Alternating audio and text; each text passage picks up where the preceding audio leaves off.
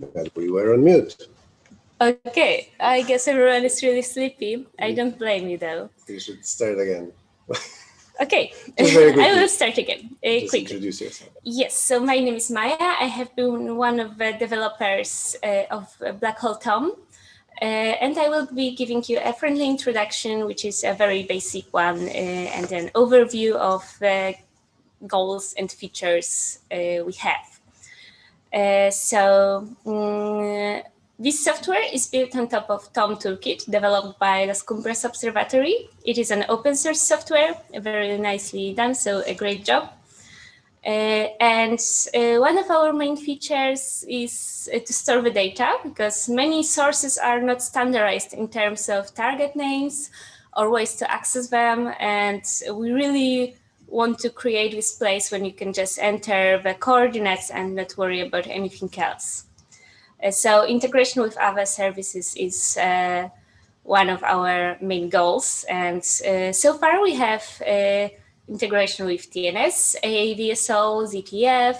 CPCS is our, we could say kind of an internal tool, but maybe that's not the correct term. But I think Przemek will tell you more about it, of course, with Gaia alerts. And nothing stands in way of adding more. So it's just a matter of person power. And processing the data is another big part, because reducing and calibrating the fits is also a long and tedious process. So we wish to just accept your pre-processed fits and process them for you. And also planning the observations is a big part. We are focused on implementing that right now. But this is definitely something that is one of TOM Toolkit's features. So it is integrated with LCO, but then again, it's easily extendable to other telescopes. Yes, and of course you can search for targets, which is, for example, for Gaia alerts, it's really easy. So that you don't have to input everything. And the name fetching is another thing I have implemented just to obtain, for example, the internal ZTF names. Also, the standardized transient names have a name, but as you may have encountered, these aren't really used. The TNS names aren't really standard, so people still use ZTF names or Gaia names, and we want to make this process easier. And yes, of course, you can access the data. One of our main building blocks is the target. So the target is, well, a target that users are encouraged to observe. So regardless whether the user is an amateur astronomer or a professional one, he can access all the targets and see their priority, and perhaps some comments and the data that it already has. And also it's really useful for us scientists, since we can just download all the data. So this, for example, main use case for me. And observing priority and target importance is perhaps the fields that needs the most explanation. But I believe that this will be covered later. But basically, yes, this is like the priority calculated based on the last observation, the magnitude, and so on. And also it can be manually tweaked. So as you can see, we have a list of targets and their last observations, which is probably the most relevant for observers. We have many microlensing events, but of course this isn't just for microlensing, which is really, it is really important to remember that you are welcome to add anything you just want to observe. And of course it's features all of the standard functionalities you would expect from this kind of system. And adding targets is meant to be mostly done by the catalog search. So of course you can manually fill the form in, but you can, of course, import the targets. But the main feature, I guess, is just to search the catalog. And this is one of our favorite examples, which is Gaia 20 FNR. It's a very interesting target, which is, I believe, still ongoing. And as you can see, we have a lot of Gaia data, but as well some follow-up data. So I think you are all pretty convinced that follow-up is really essential. So here you can see all of that from different observers, as well as if we had anything in AAVSO, it would be downloaded as well. And the catalog names are important because whenever you create a new target, it's important to click the fetch target names. And if anything is still missing, and you know what it is, for example, in ZTF, which is probably not the case because it would be fetched, but it's good to double check, fill that manually in. And the Calip server name is the CPCS name. It has to be filled in manually. So the data is fetched only if the name is filled. So this is kind of an indicator whether the data should be downloaded. And also it's usually faster to download the data by name and not by coordinates, since the name is, you don't have to worry about the matching radius. And usually in databases, this is an indexed field, so it's faster.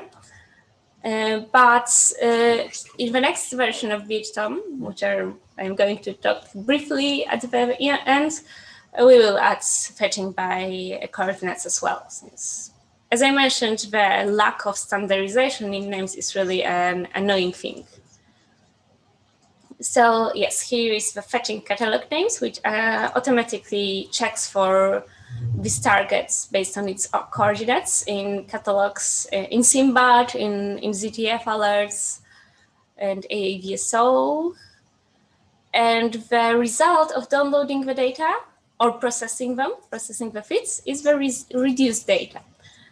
So this is the next main building block of BHTOM. So this is basically a point that is ready for science. It contains the observant facility, which is important for generating tables for papers to acknowledge everyone. And of course, all the fields you would expect it to have, such as filter and magnitude. We have a static plot, and the plot is static by default because of the number of data points we sometimes have for the target. So for example, if you add a well-known star and download all the AAVSO data, it's going to be really a lot. But you can, of course, access the interactive one. But first you have to click check for new data, because the data isn't downloaded automatically at first. Then a cron is run, a service which downloads the data every 6 hours.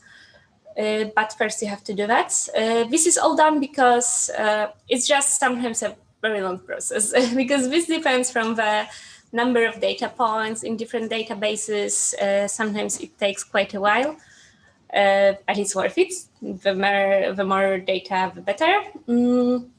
This is currently in development, but I think we are pretty close to that. So we want to implement the automatic microlensing model, which is, of course, it won't solve everything for you, but it can give the main idea of expected changes. And an interactive plot, as I mentioned, it's separate just because of optimization issues, which we cannot really overcome since just the number of data points, which is good. So this is an interactive plot where you can see everything, basically. And we are going to add deleting the data points, which is a requested feature. Right now, it's a bit complicated because of the CPCS pipeline, but we are working on that, so we have it in our minds. And you can download all the CV with the data. As you can see here, I just took some event that has mostly Gaia data, so it's a bit boring, but normally it can be more interesting. And this is another crucial feature, which is uploading the FITS files, which can be processed for you. This is not the only data product you can upload, because you can also have the ready instrumental photometry file. But most importantly, you can just have photometric time series. And also we have added a separate Assassin format, because Assassin is not really friendly regarding the automatic download. You have to click through the I am not a robot prompt. So yes, it's still the easiest way to do that, unfortunately. So sometimes you need just that. And this is the prompt of uploading the FITS image. This will be covered later by Przemek and Paweł. But just keep in mind that this is one of the most important things, and probably the most useful ones. And this is the prompt that you get when the data is successful. Then you just have to wait a bit. And if it's ready, the status will be indicated here. And then you will have to download that from CPCS. But as I mentioned, this will be covered later, so no worries. And as Łukasz mentioned yesterday, we have a tab with publication-ready products, which is a LaTeX table or photometry stats regarding whatever you need, with all the data points, with the observers and facilities, so that you can just quote that in your research paper. And this is an example of some event that has really a lot of data. And this is an example of this photometry stats you just download and use for whatever purpose you need. And I think this is everything from the important stuff, but we are still developing BHTOM. We are working on the second version, actually. So this is it's already on GitHub. I will link that on Slack later. And we are really meaning to do this the open source way, but we are actively developing it. So it should be ready soon in the beta version. So microlensing modeling is one of the things we are keen on, perhaps because of our bias, but nothing stands in the way of adding other models. Classification could be used and indicated so that you can just filter through them. We have a classification field, but it's just a text field, but you are welcome to use it. Of course, more integrated services. This is just a matter of attaching a broker and observation planning. And as I mentioned, BHTOM the second is going to be open source. Well, it already is, actually, and you're welcome to either talk to us or just do a pull request with, for example, an integrated service connecting to your observatory. So this is always possible. And thank you very much. You are welcome to contact us. You are encouraged to contact us in case of any questions or feedback or information about some network or telescope or source of data you wish to add, because we can connect to a database as well. It doesn't have to be a broker or any more sophisticated software. And please visit BHTOM, and I will link the GitHub to BHTOM the second in the Slack channel so that you can access it. Thank you very much. Thank you, Maja.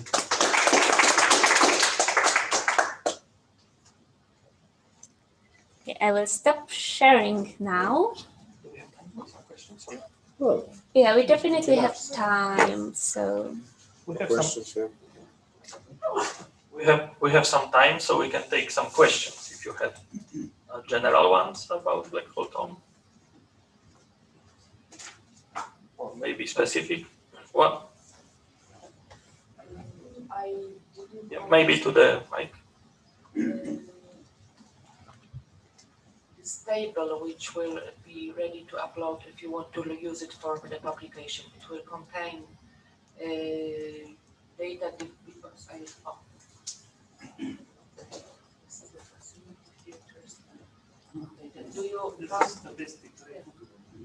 do you plan to make it some other features in this tables, like for example, some statistics with not only by filters but by observers? Closer. Do you plan to make these tables with additional features like based by observers? Yes, this is absolutely doable. So it might be a very good idea. Yeah, this is usually when you, for example, put an observational journal in the publication, you also, in some cases, give all the names of the observers, statistics given by who observed the most. Sure, this is a very good idea. This is kind of a feedback that's we are eager to accept and change, whatever is the most comfortable. We have our next question from Staszek. Maja said that deletion of points will be on the interactive screen. Is that right? Yes, that's the plan. It's a bit complicated though, so maybe some other... Well, what is missing is deleting of the feeds files we have just uploaded and noticed there was an error. So you can see your own files. If you put another tab, delete this one, then you could go back, delete the reduced points from the server, I mean BHTOM server. That would be much easier and much more convenient for the observers. Yes, you are right. Perhaps this is the way to go. So, I just want to clarify what you mean, because you've been, the story here goes that you have a feeds file, you upload it. Almost exclusively, I'm using feeds file. That was my wish list, one of the points of my wish list from Catania, and now it has been implemented. So I was very happy seeing this. Say, well, in several cases, I put a wrong feeds not to this target, but for another target. Yeah. I wanted to delete it right away because I noticed this error. It shouldn't be there. And there is no way at present to delete this. Yes, well, so generally we don't intend to store your feeds files. So in principle, that's what where we are actually heading, the direction. We don't want to store your feeds files. So deleting them is kind of, it's not the point. So what we store, we process your file and we store the product out of the processing. And if that is wrong, that you realize that was a wrong file, then we will allow you to delete the product, the photometric product out of it, right? That makes sense? But whatever is deleted, this should be deleted, the point, which was... Yeah, exactly. So, well, we've been working on this, so I'll let Maja comment. Yes, I just wanted to comment that I think that we can just implement that both ways, because this is what you described is happening under the hood, but maybe it's not necessary to clarify that for the user because it doesn't really matter. So I guess we can just add the both ways, because for some people it's the most intuitive way is just to look at the plot, but if observers just look at the files, it's okay as well. So there is a list of files you've uploaded and you want to delete that input because you know it's errors. But we internally, we connect it to a data point, so we will also delete it at a data point. That's what we mean, right? Yes. Well, of course, we do store it, right? In your data, uploaded data, there is a tab listing your points, right? But the point is that we don't want to store. We cannot afford storing your feeds files, right? But we can store kind of an information that there was a file. And what was the name of the file uploaded and what is the connection to the photometric data point. Between the file and the resultant point. Yeah. So this is something what we've been talking about a lot actually. And it's been in the BHTOM 1, it's been, so convoluted that we decided to redesign it completely from scratch in BHTOM 2. So it is coming in a clearer way. We've been trying to do it in the first version with no success. So yeah, it will be there. Yes, I think we will take all of this into account and just add this 2 ways. I just wanted to add one comment because, for example, what I did a few times was mixing the filters. And I noticed afterwards when it was already processed that, for example, it made an error, but I didn't have any opportunity to correct it in any way. So for example, then on interactive, what I see that these points are not on the color they're supposed to be with the correct filters. If I may. If I may have a comment here. What you're saying is that you uploaded data and you chose the wrong filter, right? Yeah, so this is very common. That's why you have this dry run to check how the data matches to our surveys. And I think it was also a point in Piwnice and in Iraction last year that there should be a possibility to just click already process file with dry run to accept what you see. Instead of processing it again without dry run, just click accept or store the data point. It should exist. And I think we will at some point think about that, introducing that option.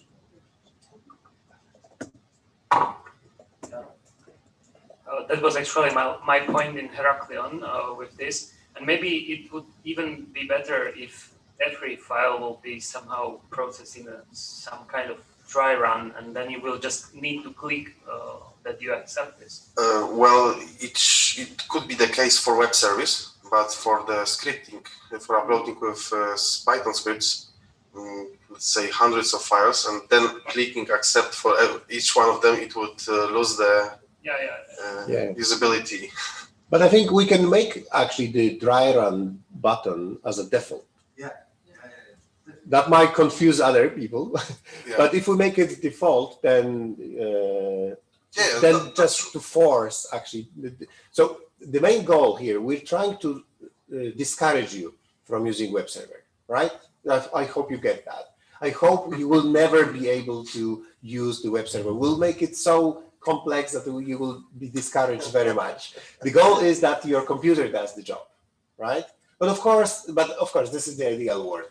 Normally, yeah, you have new telescope, you have new setup, new target. You do want to see, you want to have things under your control. So you go to the web server, you upload your FITS file, and then you want to see if it goes through, right? So by default, if it's in a dry run and then it processed fine, then you abandon the web page and then you go to your script. That would be our ideal scenario, right? Staszek? Staszek first. Okay, Łukasz, please record what you said in Torrent about fish and data. I would strongly recommend to leave both options. That's because we need to put data as soon as possible. In my case, when I wake up and come to the work, I have, of course, there is plenty of things to do, but first I look at observation. And there is 2 images. I just want to use the server because it's pretty fast. Just to put the data, reduce them, and see if I should submit another job or not. This is very convenient. It's definitely not convenient for 100 files. I do this with script. Sure.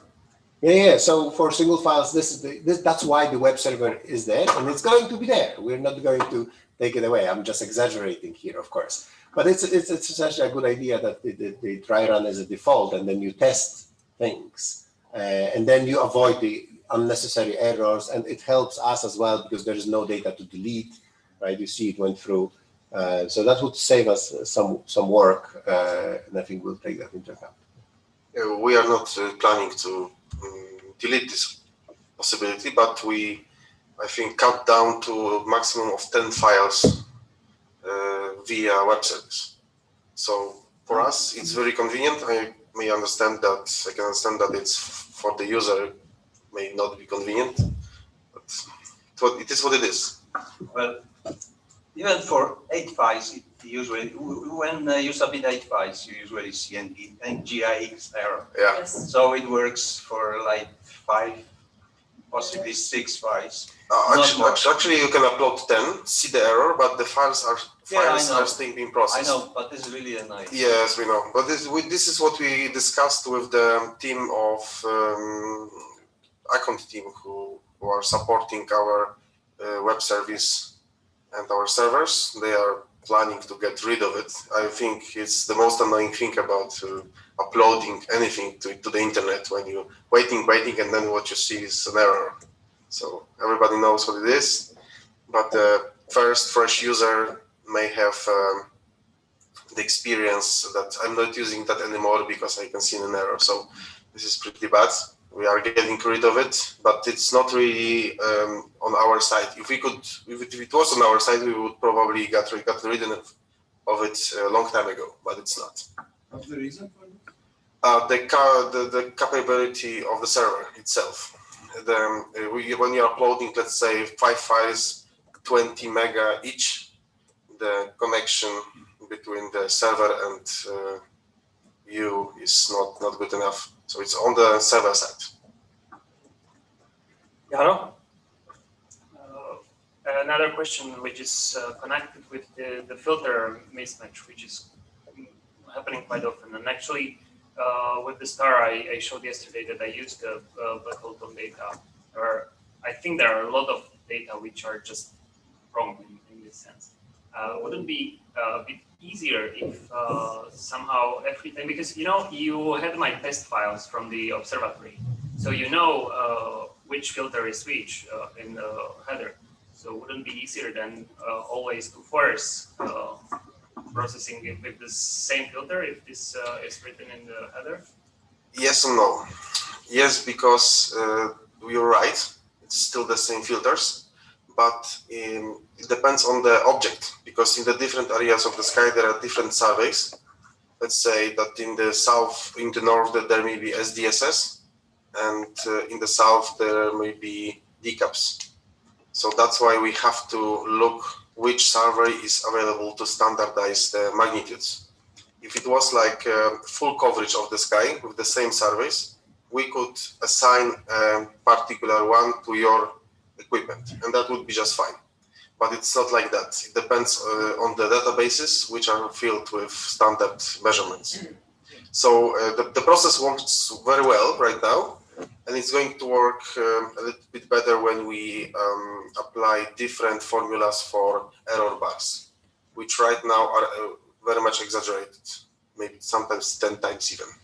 So if we change it, and we are planning to, then it's going to work better. But for now, we are more or less happy with how it works. It almost always matches to the right survey. There is a question from Valeria on Zoom, which is a technical curiosity about timestamp the conventions. Are you using JD everywhere? Are Gaia times converted to JD? Do you offer the possibility to download data in AJD or BJD? Yes, thank you. We convert Gaia BHD to JD.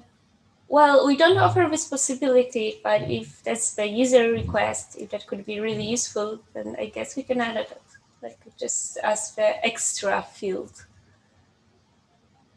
Yes. But at the moment we have JD. MJD. MJD. Yes, we do convert it. Yeah, and in the feeds files, it's HJD, helicentric Julian date, but there is also MJD in the fields headers, which probably Maja reads and then uses. So if there is AJD in feeds file, which one do you use? But you still store MJD from that feeds file. Yeah, I store JD, MJD, and HJD. But then for the BHTOM, we only store MJD. Yes. Mm-hmm. Mm-hmm. Yeah, but if Valerio thinks that would be helpful for modeling to store AJD, for example, then we could have this additional field, no problem. Okay. One question from Staszek. That's about timing. As Przemysław knows, there was one target which I could not reduce with BHTOM. This is Gaia 22D, I believe. The reason for that was that there were 2 entries in BHTOM. So when I was not able to reduce it with BHTOM, I went to the Cambridge server, reduced it there, and of course BHTOM imported the data. Then Przemysław asked me if I tried to submit the data which I was not able to reduce, and I did it. Then there were some of the data which already have been reduced with CPS were stored in BH. So we have now 2 files, and my question is, what's accuracy of MJD which are stored or which are calculated with BHTOM? Because the only filter is the same time, and your point is rejected, right? If there is the same time, your next point is rejected. That means the accuracy of those 2 calculations of MJD are different. And of course, when you submit a bits file, then it's taken from timestamp and calculated for MJD, right? Yeah. So the accuracy of MJD, I think it's 6 or 7 decimal places, which translates to fraction of a second. And it may be actually different for uploading feeds and using CPCS directly. That's probably the reason why there are 2 data point sets. Yeah, but there is this common error we have when you upload the same feeds file again. Then you will have successfully processed photometry with the error saying that this MJD already exists in our database. And that would be the same precision for sure, because it's the copycat. But in the DDK problem, it's probably different. That's why it said that it felt that it's different measurements. So what I suggest is that it must be cut at some digit concerning the precision of the timing unit. Yeah. Otherwise, different calculation of MHE differing on, I don't know, 7th place after comma, that would result in doubles. Okay. Yes. We are cutting that off with fits. For sure, I am cutting it at, I think, 6 decimal places, which is 3.3 seconds, I guess, precision. But I'm not sure what it is with CPCS. We will check that out, and when we introduce BHTOM 2, I think this problem disappears anyway, but we will put our hands on it. Łukasz? No, I just wanted to suggest that to move on with the hands-on session, because this is what we are here for mostly. And the questions, that's why we actually have this hands-on session so early. Well, we still have today and tomorrow of the workshop, so that these questions which will arise, you will have us to help with. So if you don't mind, I would let Przemek to start the hands-on session. Yes, thank you. Odszedł już, ja cię wyrzucę.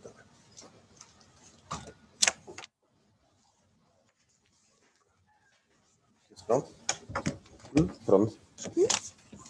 Prąd tu jest.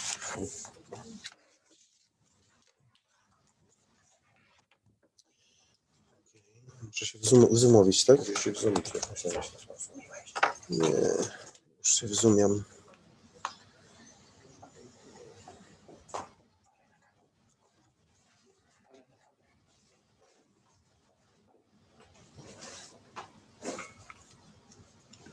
Ja ci podłączę, ty się wzoomię. Już się wzoomię, spokojnie. Ja wszystko mówię, to nadrobię.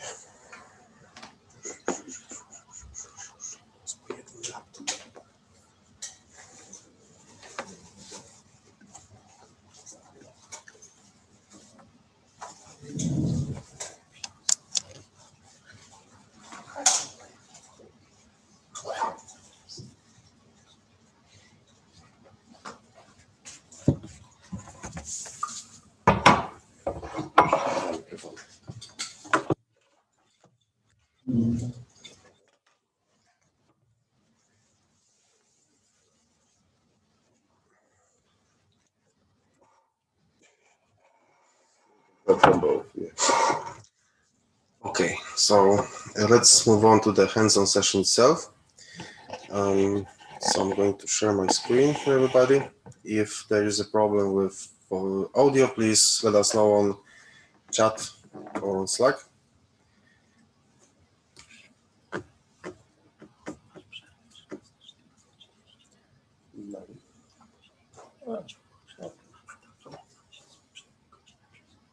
Okay, do you guys see it okay here? Okay, so let's divide the session. We have an hour and 20 minutes.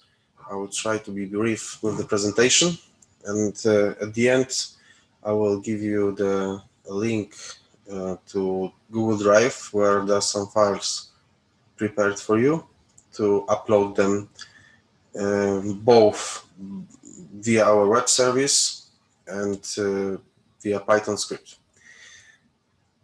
Yeah, no, don't Okay. look at me. So well, let's start with this easy things like adding your own observatory to BHTOM. Or as I said yesterday, we already have 75 instruments registered in BHTOM. This doesn't mean that there's 75 telescopes. Some telescopes have 2 or more instruments attached to them, or there are some networks of telescopes like LCO, in which case there are, let's say, 6 or 7 telescopes which are exactly the same, and the only difference between them is the location, which we then use to calculate very precise heliocentric Julian date. Okay, so when you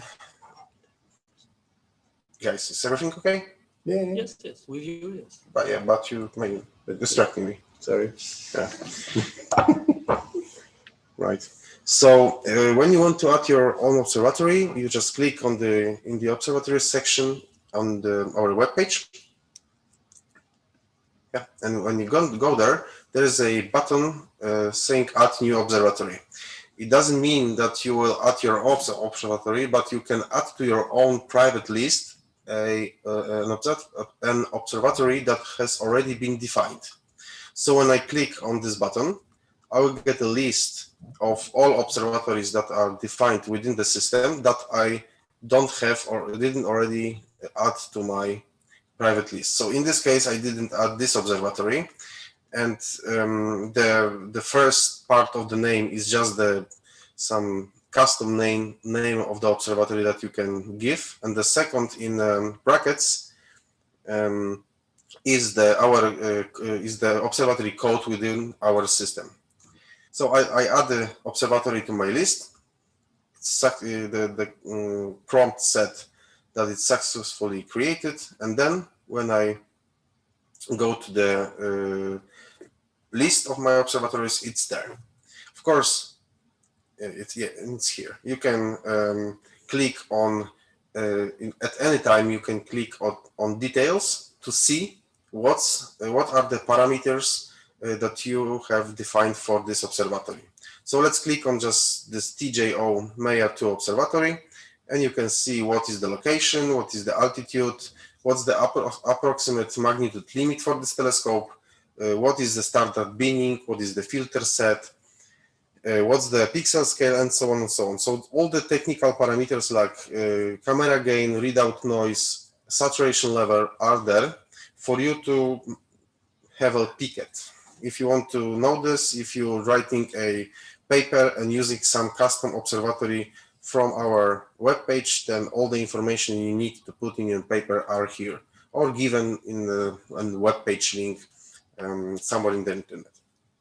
Yeah, so beforehand I had this observatory possibility to add it. After I added it, there is no more observatories for me to add. So if I want to have a new one, like the new that wasn't defined in our system beforehand, I have to create it. So adding is just adding to your own list, and creating is something different. So you can create your own observatory by clicking create new observatory in the bottom.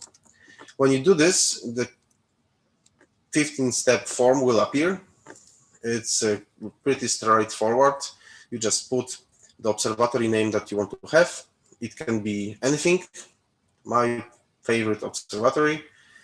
Doesn't matter. We will still assign a custom code to your observatory, which will consist of the telescope type, telescope name, and your instrument type or instrument name.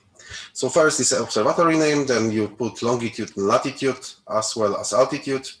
We could actually skip the 2, 3, and 4 step and then only use Julian date. But if you want to be really precise with pulsating stars and so on, then you have to reincorporate that. And then we are arriving at matching radius, which is a little bit tricky to understand in the first place.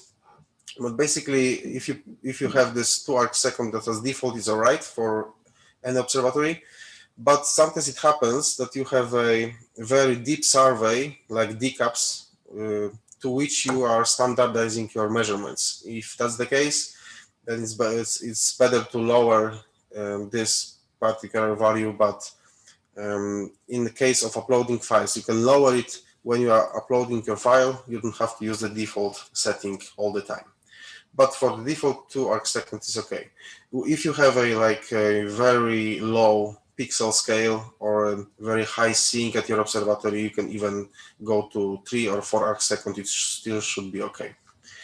Then yeah, this option only instrumental photometry file is right now, it is available, and basically means that you are not going to be uploading FITS files, but you are going to be uploading CSVs, CSVs, and DATs or photometry files with ASCII photometry. We will go away from this in the future. It doesn't really make sense why we added it, but some people used it, so we left it. In BHTOM 2, this option will not be available. So you will you will still be able to upload your ASCII files, but creating a new observatory just for that is redundant. Okay, in 6th step, you are providing us with some sample FITS files. This is crucial because the more you are uploading, the more you are attaching in this particular step, the better tests we can have of your data. So we can check everything, the background levels, the say median sync, do some astrometry, check the precision of it, and so on and so on. So at least one file per filter per camera mode. Of course, 99% of people will use only one camera mode, and let's say 4 filters, so 4 files, preferably for an object which has already been placed in the target, which already been placed in BHTOM, would be great. And then in 7th step, you put gain in electrons per ADU, readout noise in electrons, and then saturation level in ADUs. These are values that any observer should know. If you don't know that, you can check your camera specifications or ask around. Sometimes it's even okay to ask us, because a lot of the observatories, particularly amateur ones, have been using the same cameras, so we already know the values. Then the pixel scale, which was up to 1 decimal places just right. We will increase that precision anyway. The readout speed is not a crucial here. We would like to know that in case we will want to filter by, let's say, readout speed from cameras. If you want to have really very low cadence, you need to have a quick readout. If you don't know that, it's okay. The same is with pixel size. Also, the crucial field here is the 13th, the approximate telescope limit. It's not that easy to say what is the limit of the telescope, but let's say the faintest star that you can still observe and have SNR greater than, let's say, 10. It's 100 seconds exposition in V. What is the faintest star that you can really construct light perform? And typically it will go up to 20 for telescopes like 1 meter telescopes.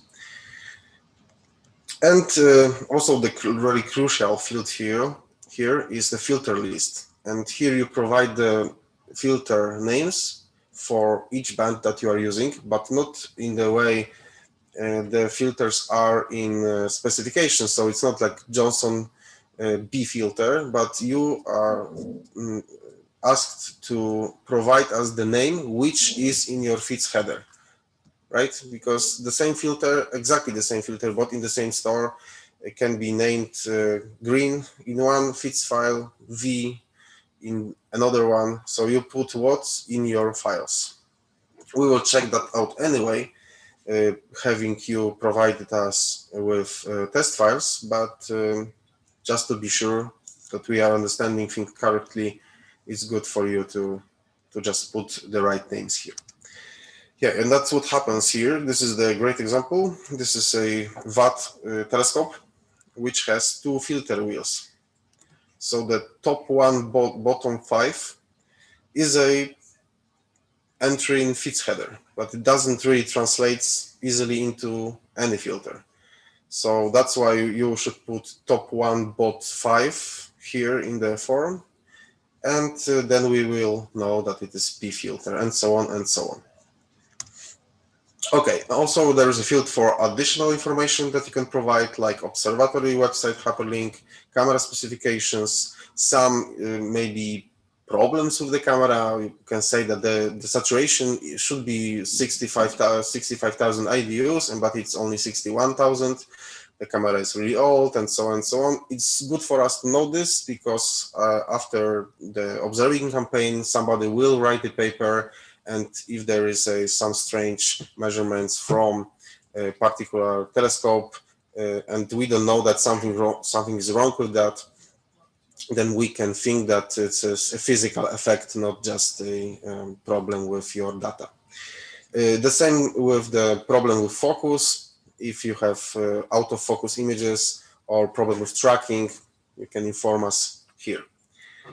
And some uncommon file extensions, it rarely happens, but sometimes we had uploaded, we had files like MEFs, which stands for multiple extension files. When you have, let's say, 3 images inside one file, that you should actually tell us which one should be processed, which layer of the MEF should be processed. So we would really like to know that. And of course, at any point you can contact us on Slack and via email, and we'll help you filling in this form or give you some tips how to do it properly. Yeah. And how it looks like on our side, and when you provide a lot of information, then we know everything about your gear. Okay, and when you create an observatory, then you are prompted with the message, and when you, I will skip over this because we don't really have time. So after, so we are now being notified on our email, and in about a week, somebody, probably will be me, will test your observatory. If everything's all right, then I will give you a message that you can add your created observatory to your list and use it. Okay, so some of you asked to elaborate a little bit more on how the processing pipeline works. I will try to do it in 10 minutes, maybe less. I told you yesterday a little bit about that. I will elaborate more right now. So the pipeline is constructed of 3 open source blocks. We do not use a single code that has to be paid for. We started with stuff like DOFOT, IRAF, PIRAF, and so on. We are getting rid of them as they are becoming more and more obsolete, and there are better codes to do the profile photometry, for example. But even things like calculating Julian date, we have free software. We don't use Python because for thousands of files, it's much quicker to use compiled programs. So you are providing us basically with two things, your images and observatory information about your site, about your gear. We standardize the headers of the FITS files, so all the files that come into our system look the same in terms of the headers. And then there are three simple steps. First, we do the aperture, sextractor aperture photometry along with the astrometry.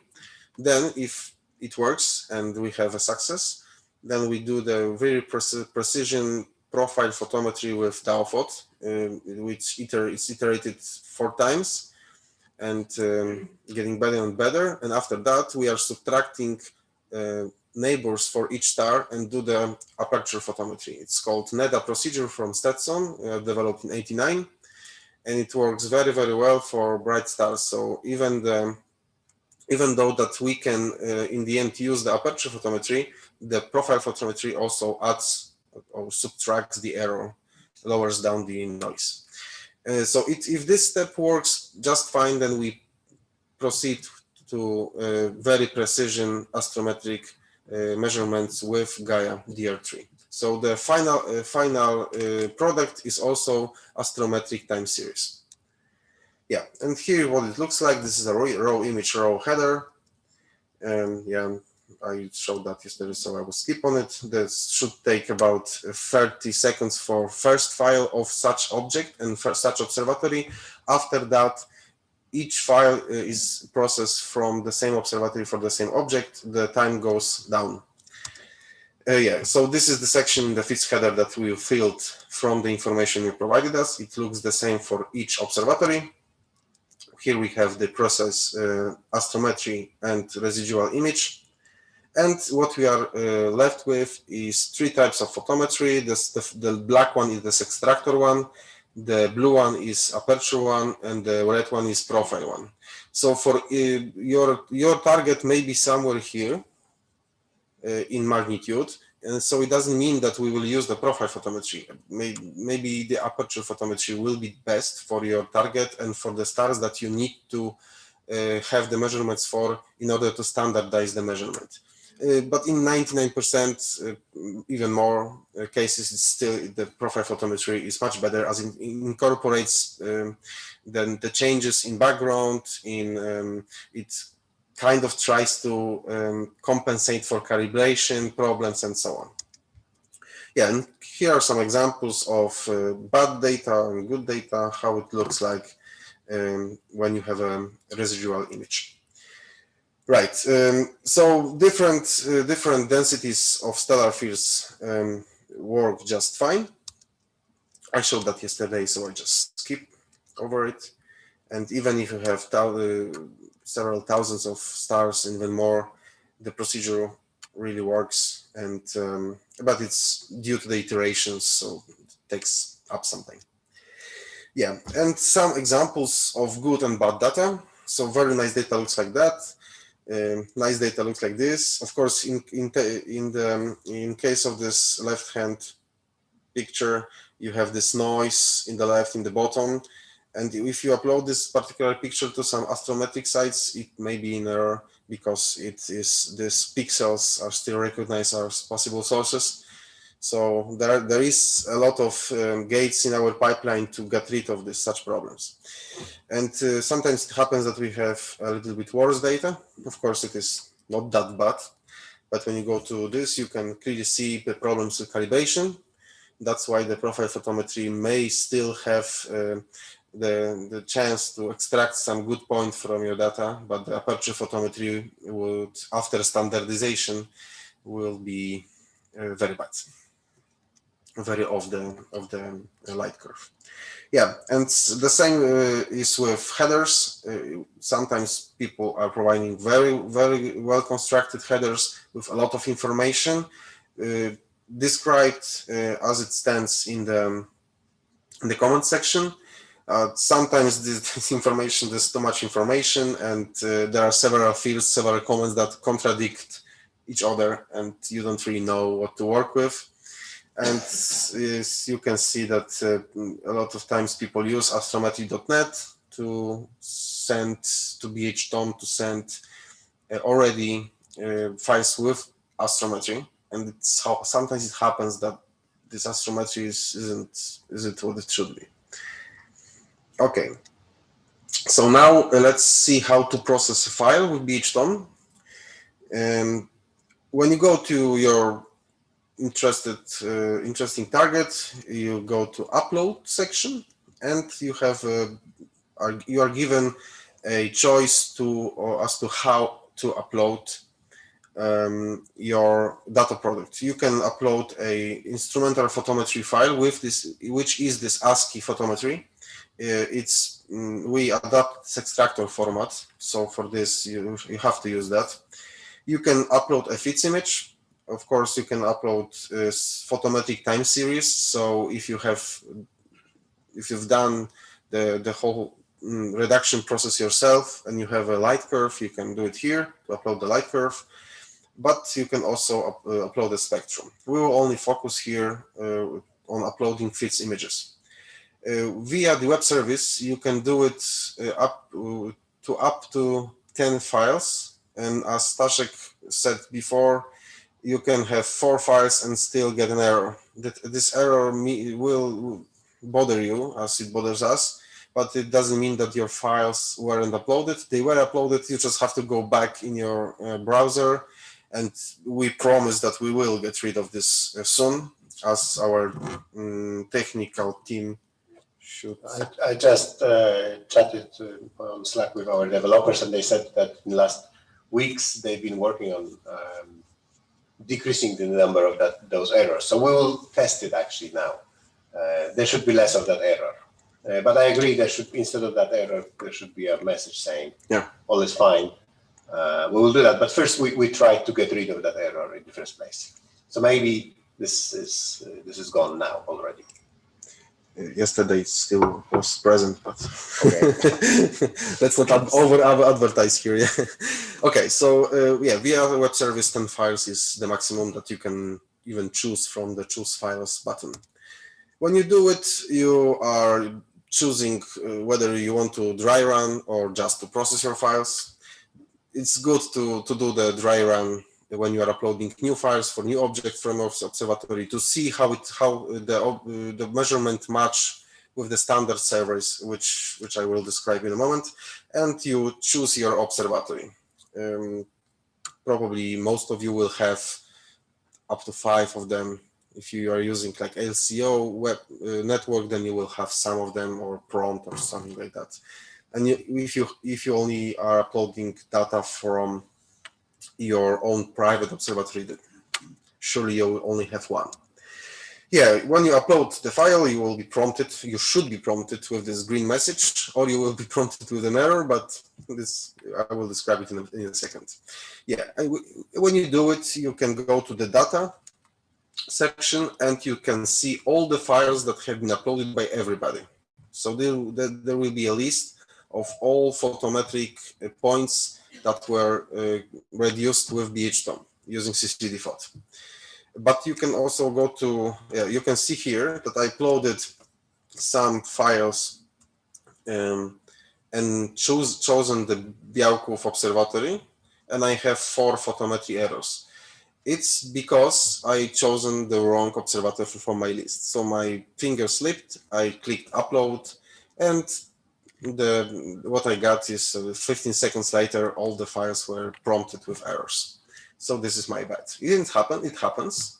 So this is nothing to worry about. We will not store any measurement. And as Łukasz mentioned before, we are not storing your FITS files. You can click on this FITS file, but in most cases, it will give you an error. There isn't a FITS files like this. We will resign from this. There will be no images stored, as it's becoming bigger and bigger problem for us to have such a storage to store all of them.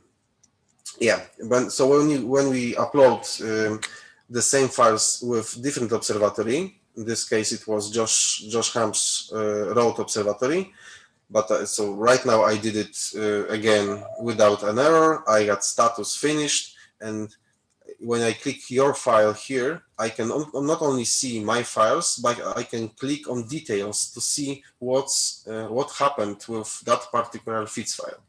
So there are two sections for this. The first one is the parameters that you got.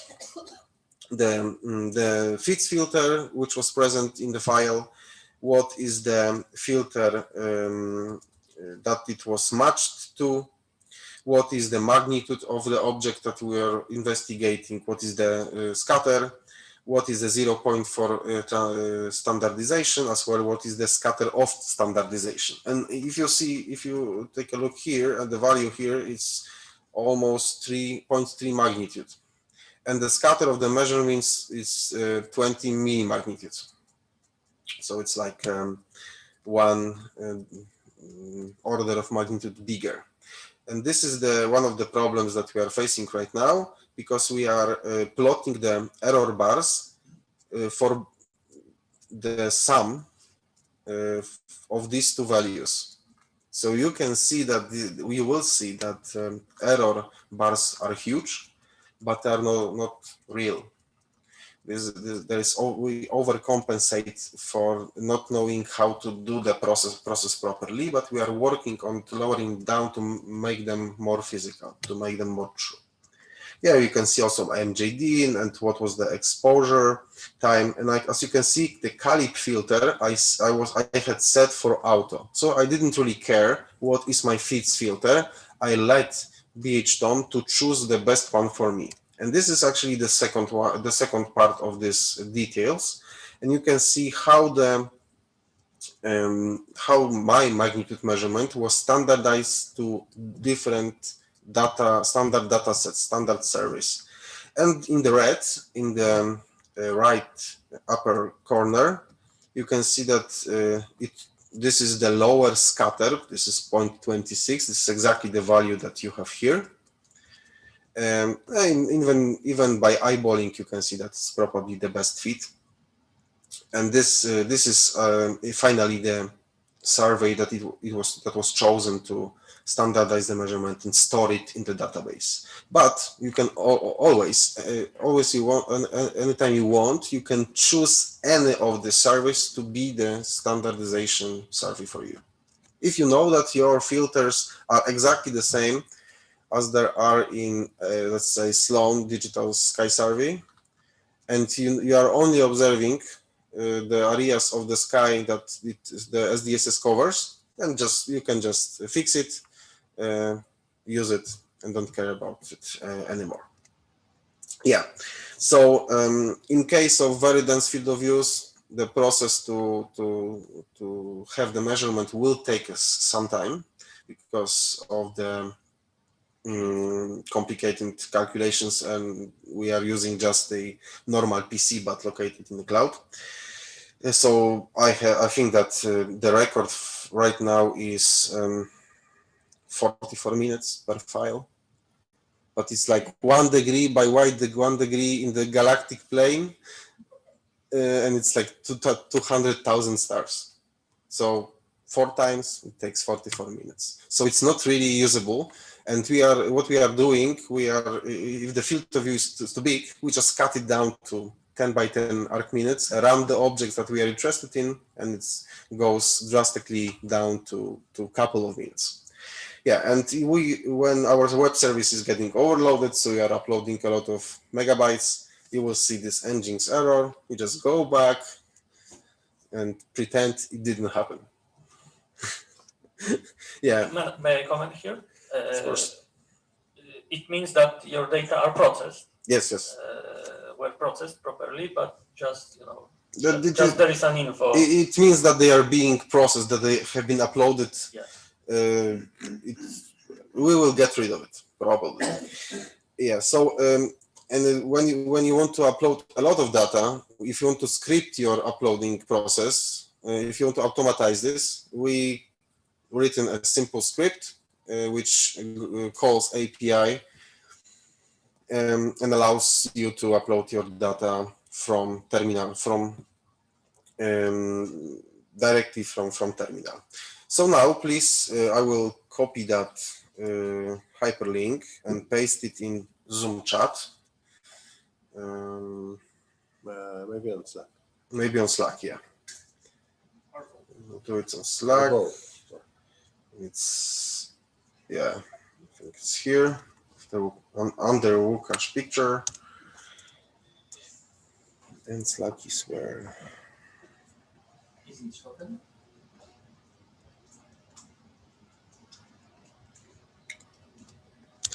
Yeah, so under this link, you will have a folder containing 2 folders, one with data, then you can download. I think there is like 40 batches, each containing 2 files.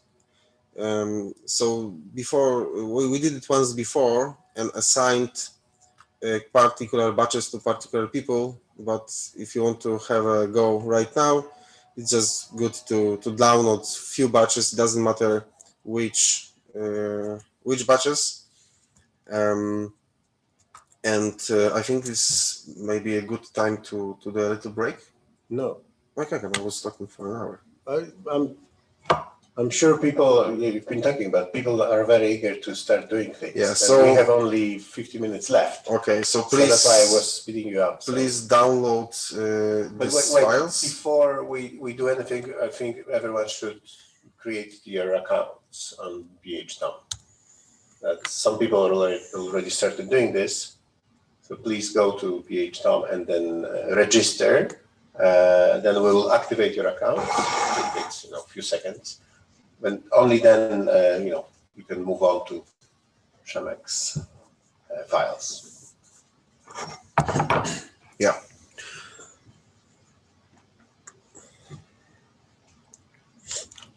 So you will find how to just get rid of it.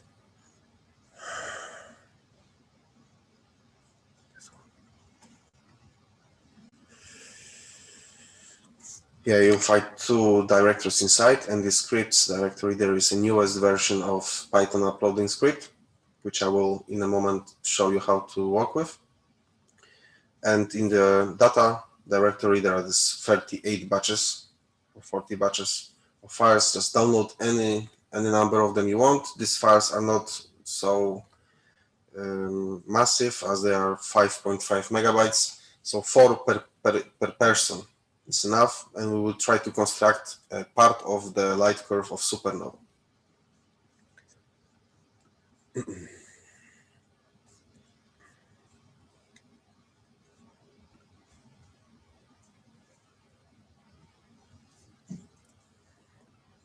Okay, so maybe I shouldn't wait and start showing something else. I have a question to the people from the audience. Who is creating a new account?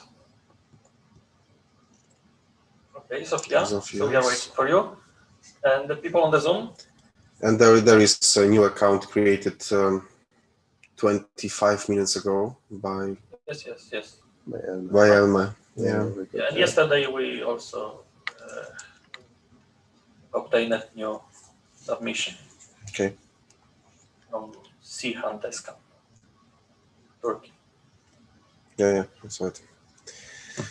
All right, so we will wait for Sophia to finish the registration process, and maybe in the meantime, I will just get you through the target list. When you arrive at the main page of BHTOM, you can click on targets to see which targets are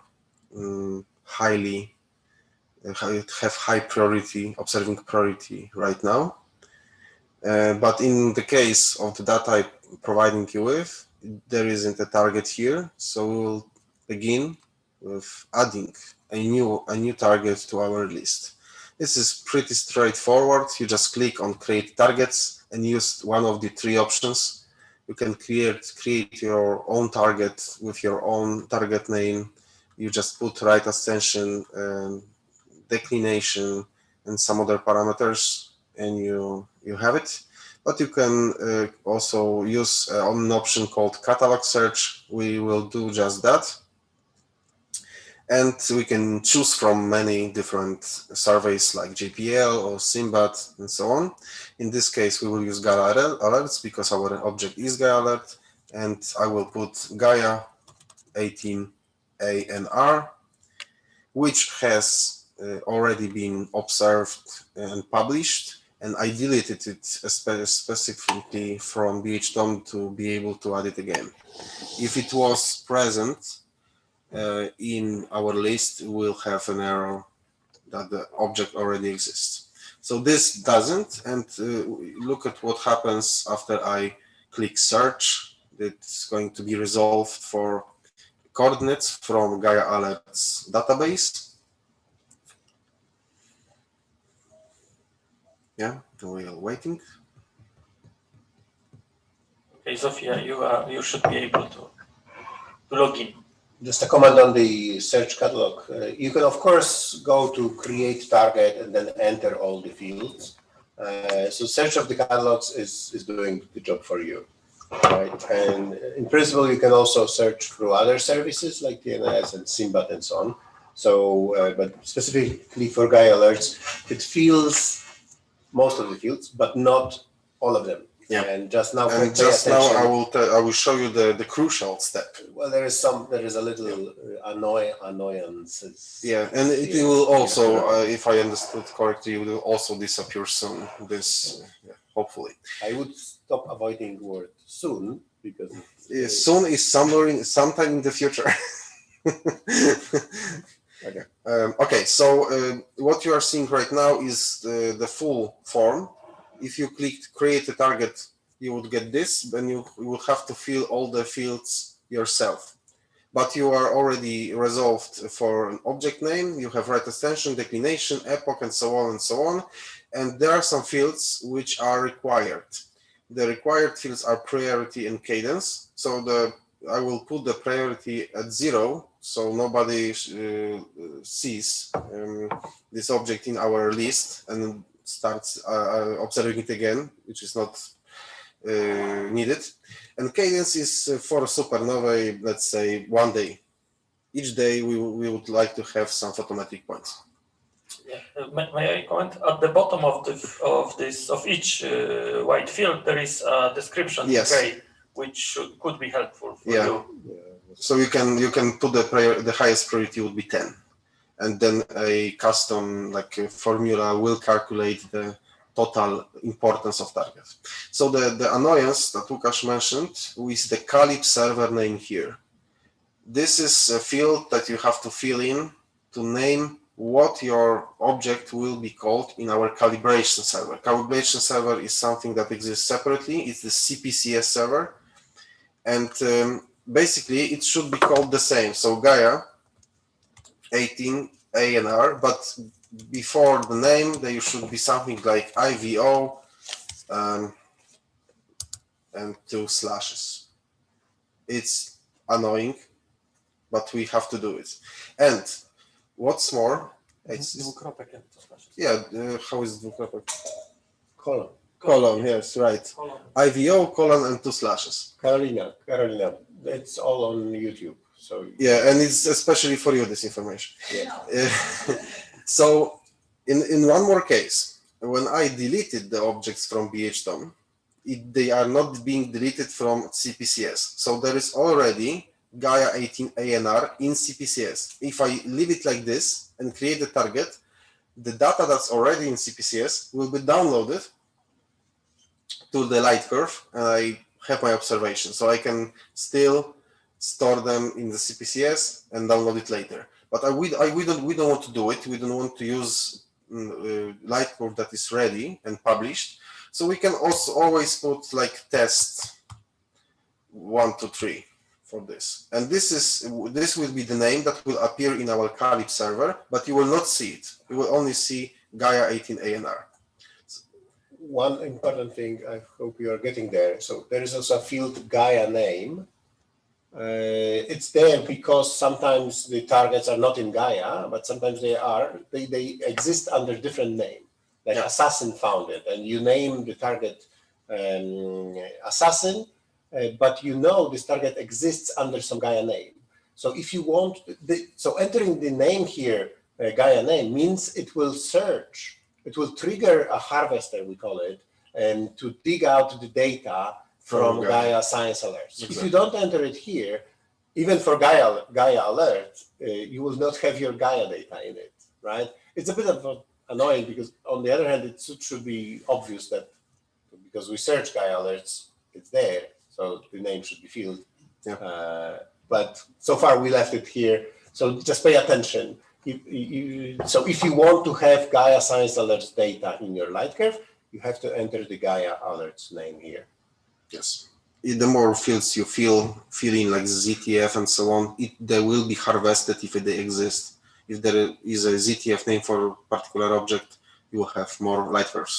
One more thing, these fields, they can be updated later, of course. Yeah. So if you forget about it and you see where is my light curve, then you go, I didn't put the Gaia name in it. So then you go to update, and then you can correct it and enter the name. You can change it or you can add it. But you cannot forget, when creating a target, you cannot forget about the Calypso server name. This one has to be filled when creating a target. Yeah, you know why. Yeah, well, that's a little annoyance. Yeah, but maybe soon. Okay, let's submit. Okay. Let's click submit and see what happens.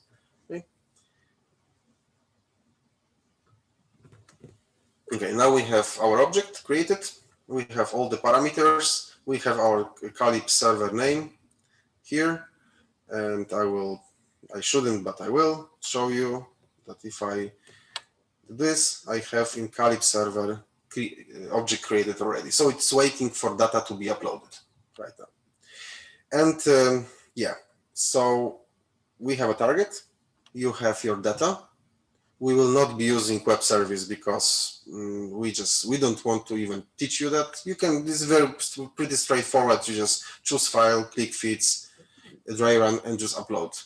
It's no, wait. You go back to photometry. Yeah, because we don't see any light curve. No, but yeah, but now I can click check for new data, and all those parameters that have been put by creating the target will be the photometry will be harvested. Let's do that.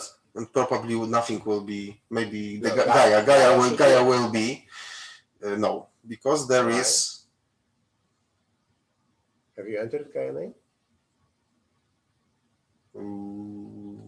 Well, Gaia data should be there. Yeah, that's true.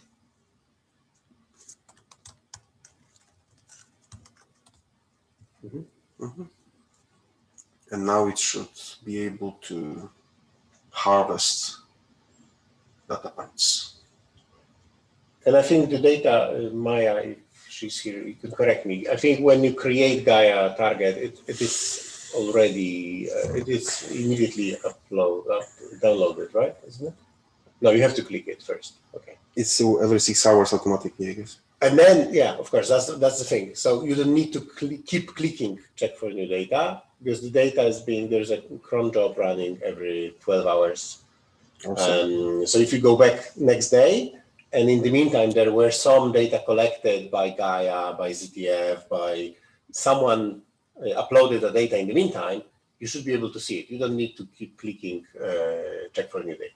It is forcing checking for new data, but it is also done automatically in some 12-hour intervals. If you need to check whether new points appeared, you can click and wait, as we are doing right now. But if you come back tomorrow and some new points were measured, you will see them in the light curve. Yeah, so you can see that there is the alert name was queried, this ANR test 123.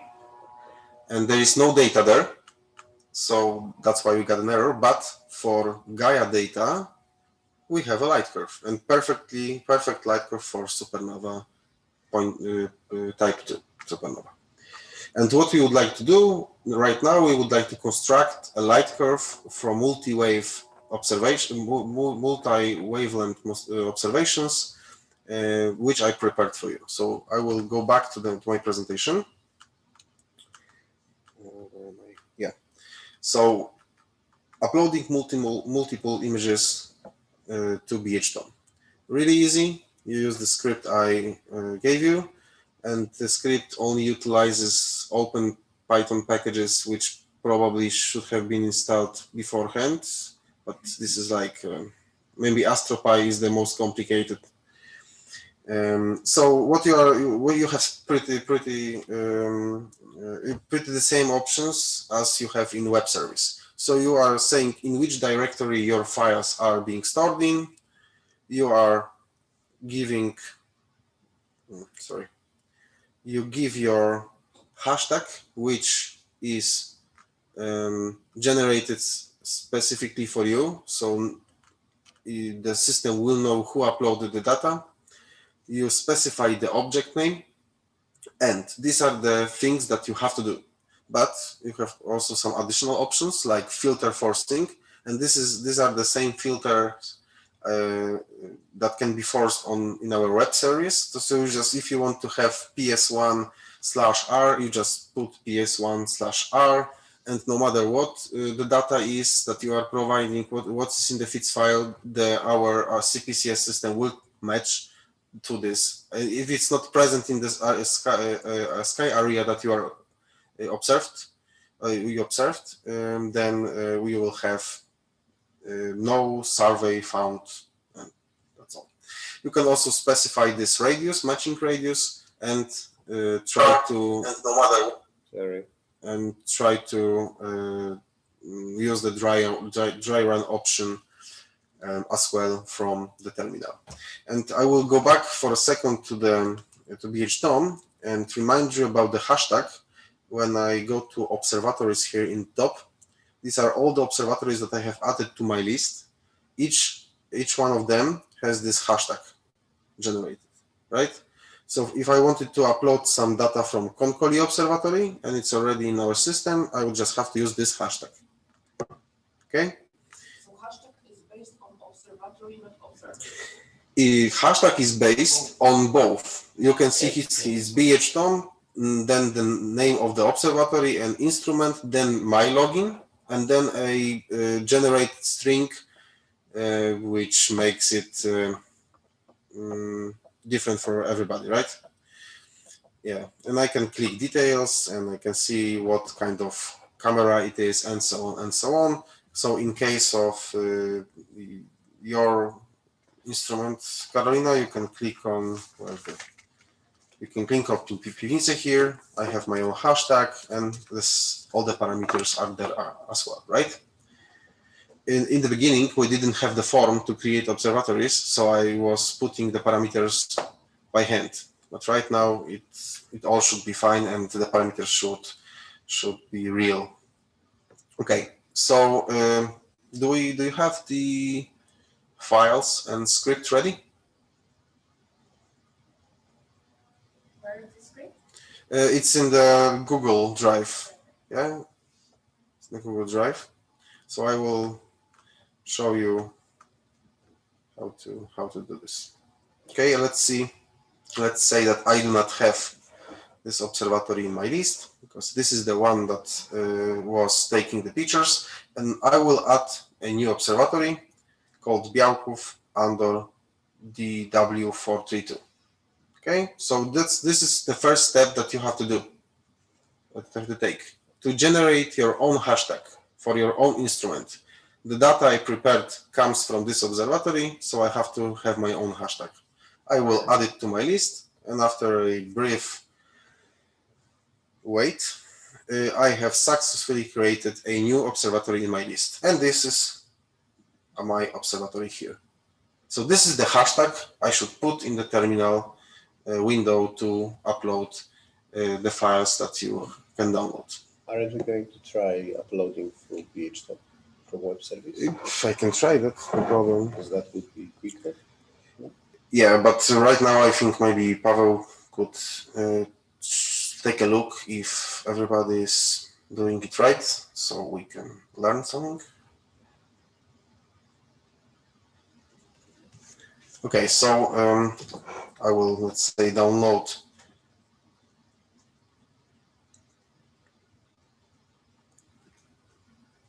or maybe not.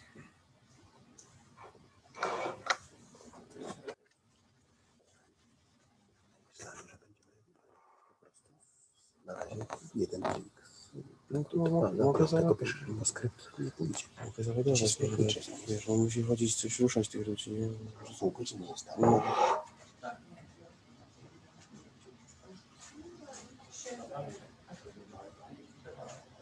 The link. It's on Slack. The link is on Slack and on Zoom chat.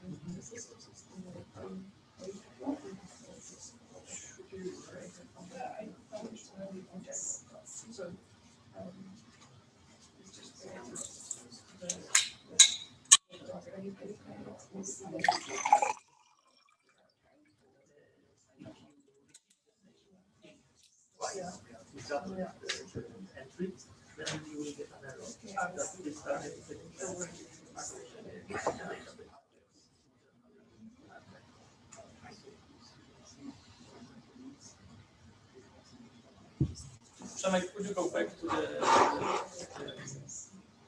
command line with the script? You can always run the script without any arguments. Then you will have the help displayed. It should, yeah, there should be help displayed. But I will go back here, and this is exactly what script shows without any arguments.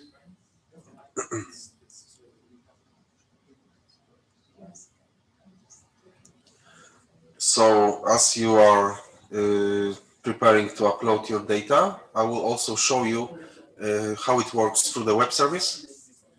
It's let's begin in the target section. As you can see, there are a lot of targets, and they are sorted by priority. So our target has a priority 0, so it will amount to 0. So it's probably at the end. To find it faster, you can go down, and there is a field, the filter fields. So I can always put my name and the name of my target here, and it doesn't even have to be the full name. So I know it's Gaia 18 ANR. I can only put ANR and go enter, and I will find.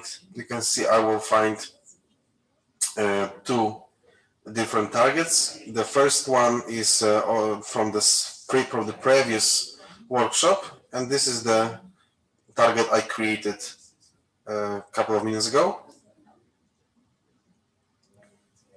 And you can see there are 24 observations already. These are these Gaia points that have been fetched from the survey right now, right? So here I go. I already added my observatory to my list. I have my own hashtag, so I can process files with the Python script. But if you can do it also online, just click upload, choose your files. It may take a little second.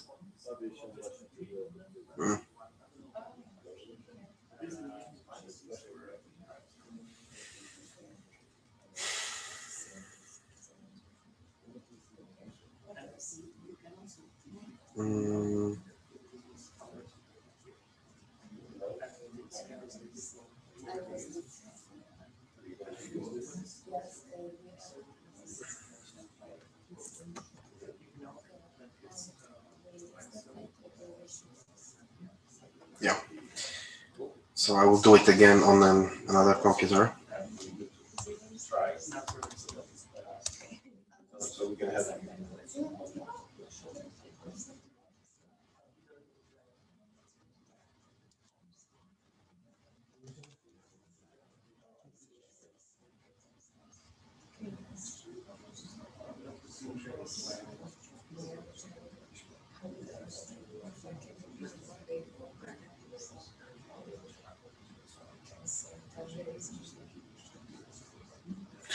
Okay, so I'm choosing just a random file, and what I will do in the first place, I will make an error. Okay, so I've chosen one file, I put fits image, and I will dry run it, not to store the measurement, but I know that this data comes from Białko Observatory, but in this case I will choose like a random observatory. So it has different pixel scale, it has different parameters. So what we should have is a photometric error. And let's see if it works like that. I will upload only one file and then the same, but choosing the right observatory. Yeah, it was successfully uploaded, as you can see here. And now when I click on data and my files, I can see that it was sent to photometry. So it was sent to be processed in our pipeline. And this is really sparse field, so it should take only a second. When I refresh the page and go to data in your file, I already have photometry error. So we can go to detail, and we have the parameters, and you can see that this was INT with a wide field camera, but it wasn't INT, it was under camera. So we go back, upload again. Let's say this time I will upload two files, and both of them are in two different filters. I don't care which filters they are right now. I will also dry run to see, just to see the results, but not to store them. And this time I will choose Białków Observatory. And I can click upload and wait a little second to have the results.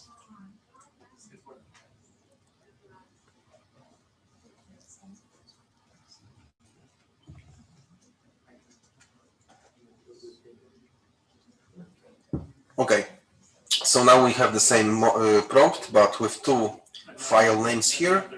And again, when we click on data and your file, we have two sent to photometry. One photometry error, which was made a minute ago. And this should go really, really quickly. So yeah, so we have photometry result for this one. And since still this one is being processed, but after again refreshing the same page, probably both of them should be finished. And when it's photometry result, it means that we have the ASCII file with photometry for all the sources in the field of view. And finished means that it was standardized properly. And when we click on details, we can see exactly what I showed you in the presentation, and the fits filter was R, cousins R, and it was standardized to APAS R here. And it's pretty straightforward that you can see by eyeballing that this is the lowest scatter for standardization. Yeah, and let's take a look at the other one. This should be good. I don't know which one I clicked. Maybe this? No. And this. Yeah, it was also R, and it was also standardized to the same survey. And as you can see, the scatter, the magnitude error is 0 because it displayed to 2 decimal places. It's calculated to 4 decimal places. I don't know why it's only displayed to 2, but it's easy to change. But the scatter of standardization is basically 220 millimagnitudes. So it's really, really, really low for this particular event. But it can be high when the standardization is worse. You can even see it here in the picture. Let's say for this USNO survey, it was fitted as 0.43 magnitude. Yeah, so it's 30 times higher than for our standardization. Yeah, and when you upload your files with Python, you are not seeing any of this, but when you go to your the web page, to the target and to your data, you will see all the files as well. Okay, so you can upload hundreds of them, and for each single one, you can check what happened, whether the filter chosen was okay. Okay, so now let's process the files without dry run and to see them in the light curve. Okay, so we go back.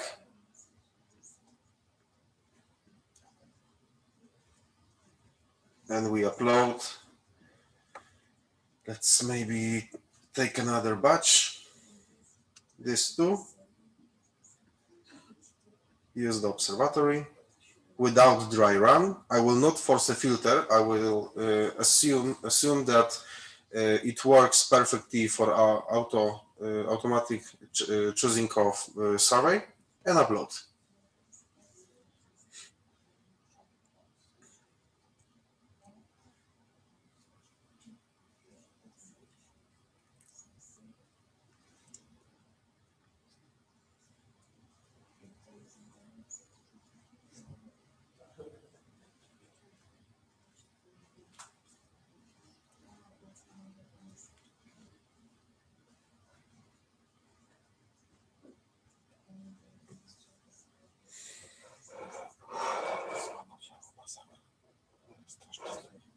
Wolno to działa, tak? Kurde, 10 mega przesyła się minutę od internetu. Ale ja jestem zalogowany do Wrocławia, to mam światło.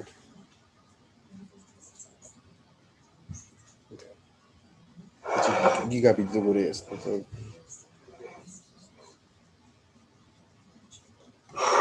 Okay, so I uploaded both of them.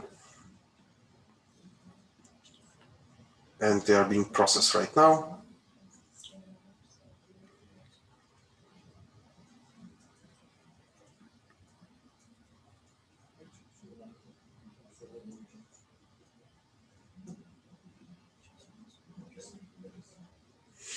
Okay, guys, when you go to this your file section, you can always download photometry. You will not download the single point because it's written in the table in details, but you can download the file with photometry for the entire field of view. So if you want to use it later, it's available for you. Probably as the side effect of what we are doing here, at some point we will build a database for all the objects present in the field of view. It's not that complicated. We already have the standardization equations given with scatter 0 point transformation, and we will construct such a availability for you to get the light curves for all the objects. Okay, so it should be now calculated properly. Yeah, both of them are finished, and these two top images were processed without dry run, so they should give us photometric points in the light curve. When I go to photometry and check for new data,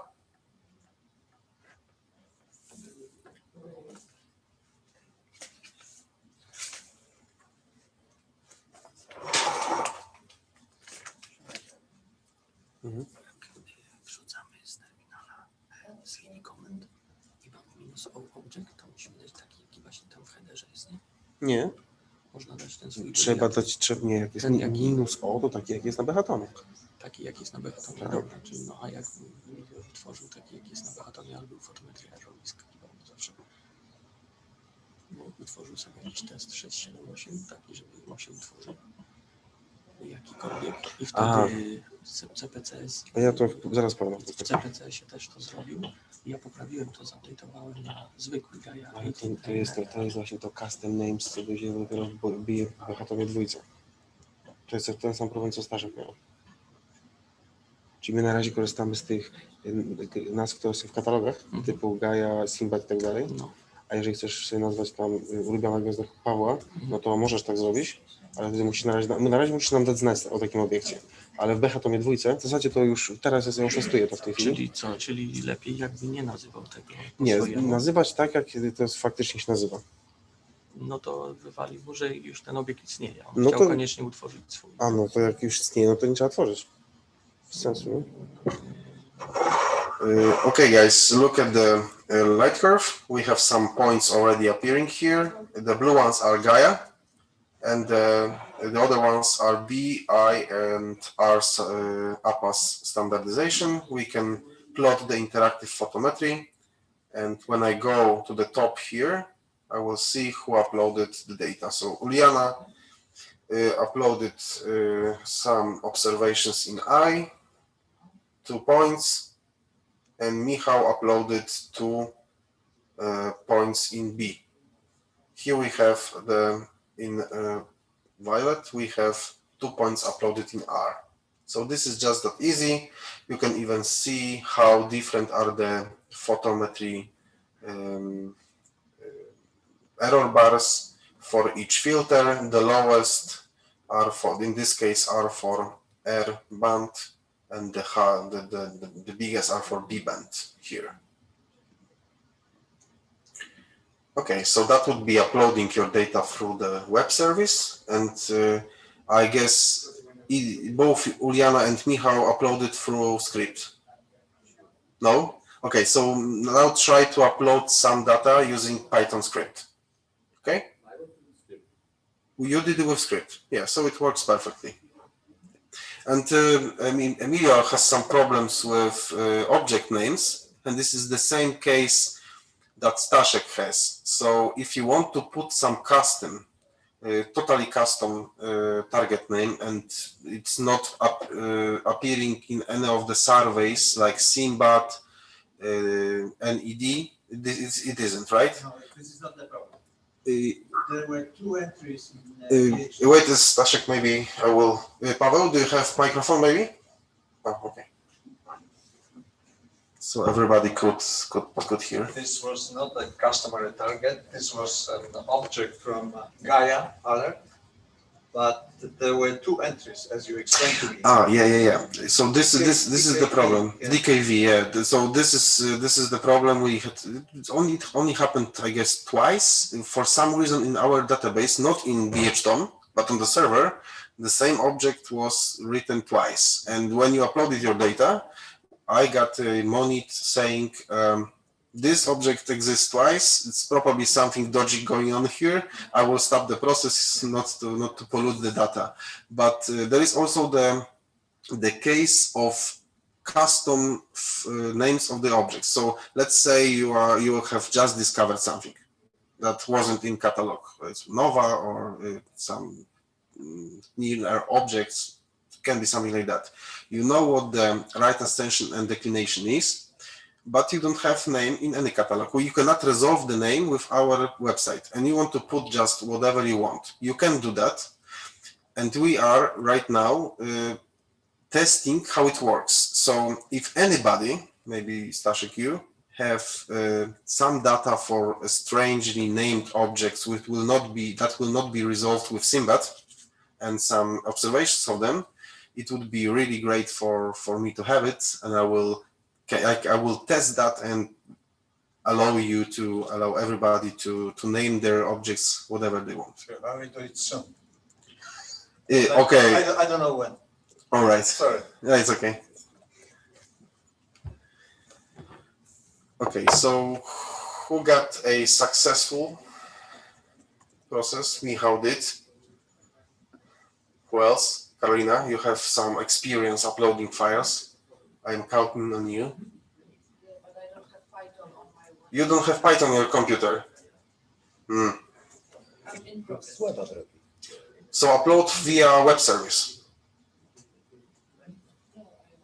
You have web browser on your computer? iPhone? Okay.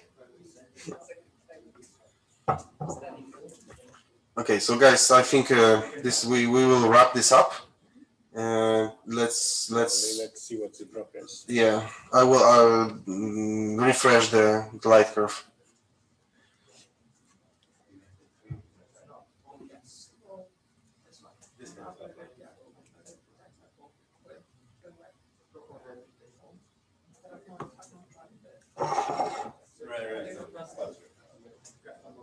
you know where it is.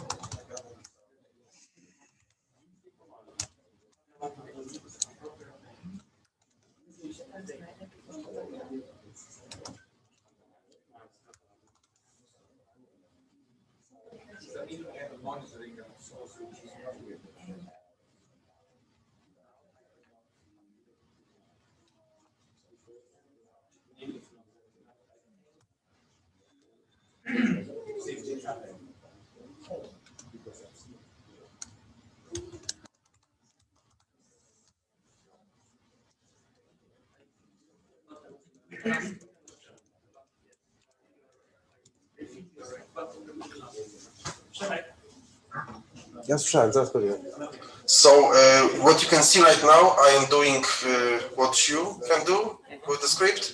So I chosen one of the batches, and 2 files are being uploaded. It's successfully, and 2 files that have been uploaded successfully will be moved to folder, to directory called success. If you have an error, then you will have both the error files put in the directory called error. And right now I will go to Emilio to solve the problem. So this is success of uploading process only. No. Processing. If you put the wrong file name, the target name here in the -O, let's say I will put Gaia 19 ANR, so it would be uploaded, right? But it's not going to be even uploaded. It's not an error of process. But the name is correct, but in the fixed header, and then it's not. No, it doesn't matter in the fixed header. Doesn't matter. If you still success. Yes, it's going to be. This is only uploaded to the server, calibration server, and there is no information about the processing. To processing. Yeah. Yes. Processing. Yes, and then we can get photometry error, which we can check on the details file. If it's there, it's finished, then it's success. Okay, I think we can close the problem. We have also successful ones.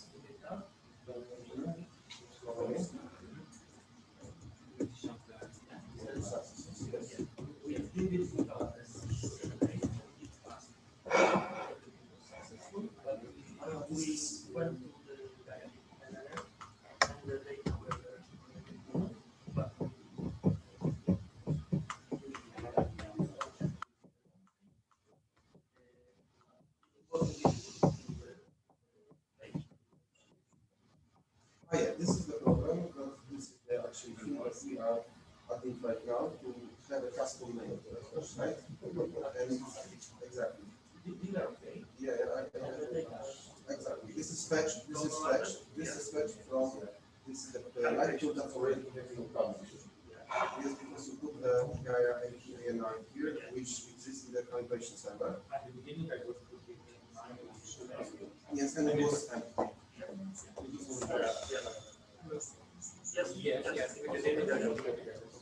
Exactly. So I think what I know what you mean. You just want to have the custom name here and still use the proper record session integration to be able to process the standard version of elements. Yes. And the problem. Yeah.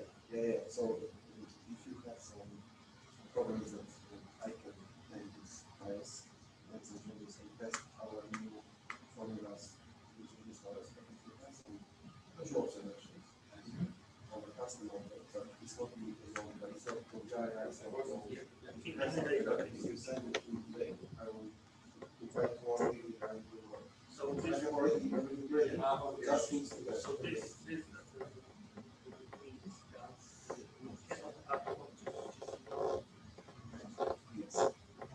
Yeah, and we are doing this, many people ask because this things called they are not being progressive. That's why we want to have this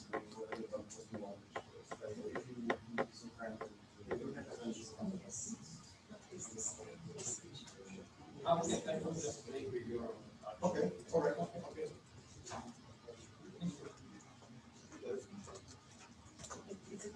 Szefie? Za 5.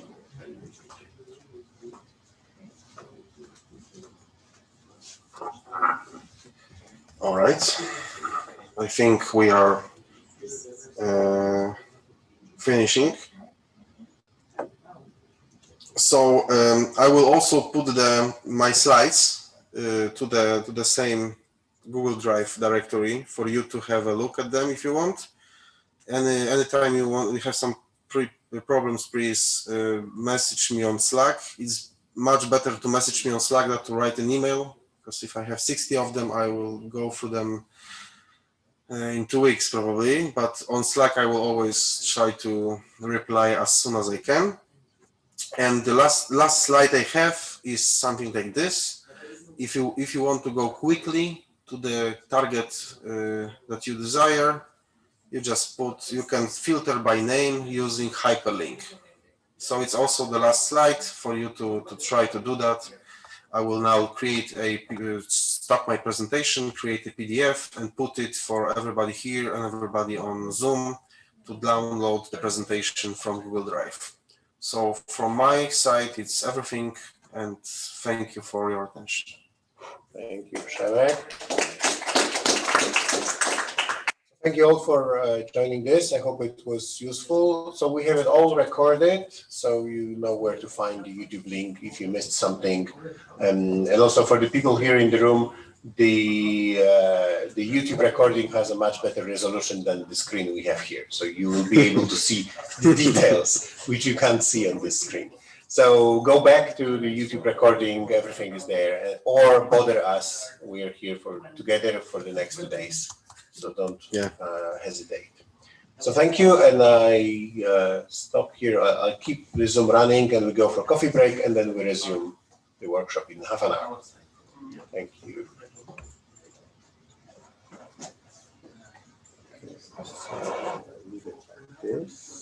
Możesz zabić 2 procesy, bo wysłałem 2 zupełnie czarne zdjęcia i są cały czas w statusie send to fotometry. Tak? No, powinno się wykrzaczyć. Powinno się wykrzaczyć. To się wykrzaczyło pewnie. Znaczy nie mają erroru, nie? No bo próbuję cały czas. Nie? No właśnie dlatego tak fajnie kazał tak zrobić, żeby miał próbować i próbować. To próbuję. No właśnie chciałem sprawdzić, czy się wykrzaczy, nie? Sorry. Dobra, idziemy na kawę. Tak, nie. Ja mam u siebie, że są... Ten tu fotometrii mówisz? A, okej. Dobrze, już sprawdzam w takim razie, bo coś widzę, że Tomek tutaj robił. No i właśnie, wysłałem 2 zupełnie inne zdjęcia. Zostały fotometry error, ale zupełnie nie wiem z jakiego powodu. No, to jest też pieśń przyszłości. Niestety. To jest chyba największe. No, to ja wiem, że to jest wkurzające. Wiesz, w zasadzie, jeśli fota jest z tego pola, które ma być, tak jak kiedyś wysłałeś, pamiętasz, jak wysłałeś złe pole? No to też wysłałem złe pole. No, to ja ci dopisałem, bo zauważyłem. Natomiast jeżeli jest dobre pole i te zdjęcia nie są jakieś paskudne, to nie ma szans, żeby był fotometrier. On jest tak zaprojektowane, że on po prostu takie szmyki robi na końcu, że po prostu, żeby cokolwiek policzyć i on to wie, wyświetli. To zobaczę ten twój proces. Ale w sumie... No tak, faktycznie. Są 2 pliki, które się jeszcze próbują zrobić. One są zupełnie czarne, to nawet taki, wiesz, jakąś blokadę na takie coś, nie? Że coś... One w sensie są same zera, czy coś? same zero. Mariusz. Tak? To powinien się wykrzaczyć. Bo ostatnio się też na zawiesiło na kilka godzin, bo lany były. No. A lanów nie przewidziano.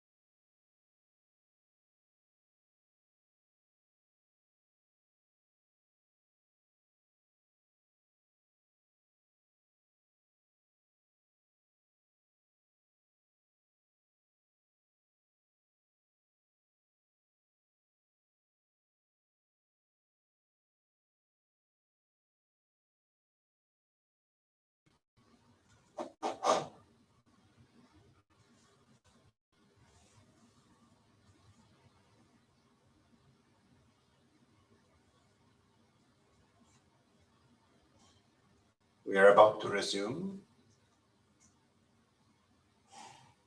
And the first speaker will be Stephane. If you're ready to share your screen, Stephane, that would be good. Yeah.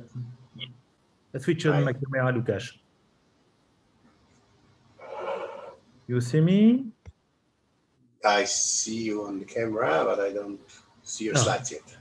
Ah, no. I have to share first. Oh. Sorry. Like this, it will be better, probably. Yeah, that's better. And now? And now it's very good. Yeah. But let's wait one more minute before we... No problem.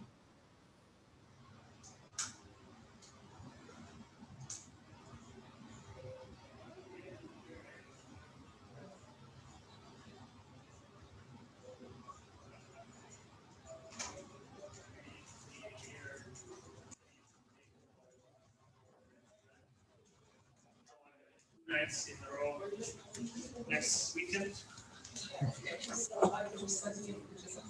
It's probably October for Brazil and then the weekend. That's it.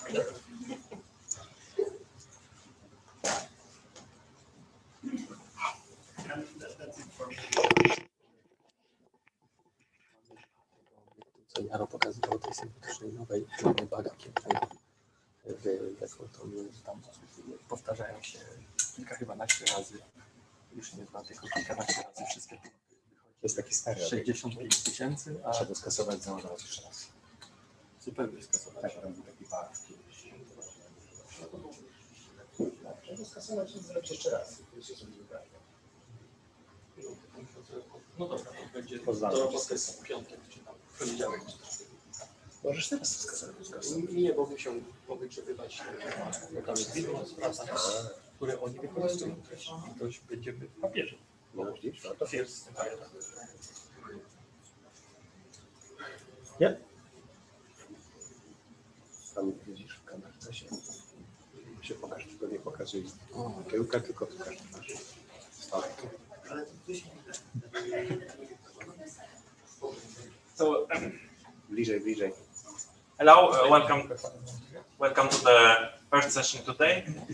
My name is Marcin and I will be the chairman of this first session. The most of the talk have 20 minutes, so I will inform the speakers after 10 minutes that 5 minutes last. We predict 5 minutes for the question. First speaker will be Stephane Basa from Laboratoire de Astrophysique Marseille. Stephane, please start. Okay, let's go. So I'm very pleased to be here, virtually with you at least. I will give you some news on SVOM and speak about the follow-up, which is associated to the mission. I'm not sure that, let's go. So SVOM is a mission dedicated to the transient sky. The core is really the detection and the study of the gamma burst. As you will see, SVOM is very similar to SWIFT. And we have also, at SWIFT, a general program dedicated to diode disruption event, for example, galactic sources also. And so something which is very important for us is that we have the possibility to have target of opportunity. At the very beginning, during the first year, it would be 1 per day. And that for sure, and this TO will be used to identify the in the optical domain on X-ray also, the counterpart of the alert coming from LSST, CTA, and of course, gravitational wave, and neutrinos, and fast radio bursts. So all the objects that you love, I hope. Something which is interesting for you that you can, I think you see the mouse, huh? You have the ratio between the guaranteed time, the core program, general program, and the TO at the beginning. So at the very beginning, the general program will be 60% of the time, but this ratio will change with time. And we expect after 3 years to have a general program limited to 35%, almost 1/3. And the target of opportunity ratio will increase to 40%. With typically, we can expect to have 5 TO per day, which is relatively large.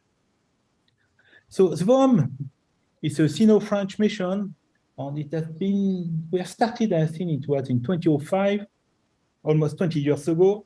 It's very long space project. The duration is 3 plus 2 years, 3 nominal on an extension of 2 years. Every 2 years, we have to ask you again 2 years. So it's a Sino-French mission. You have the complete name. I will skip because we just keep in mind that the name is SVOM. So we have a complete set of instruments on board, on the satellite, and on ground. And I will give you much more details.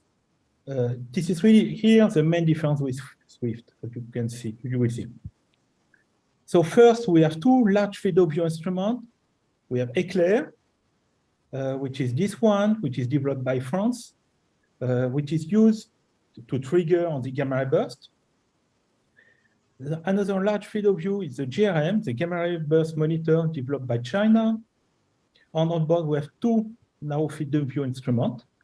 The X-ray telescope developed by France, Max Planck, Garching, and Leicester University, so in UK. And we have on board also visible telescope.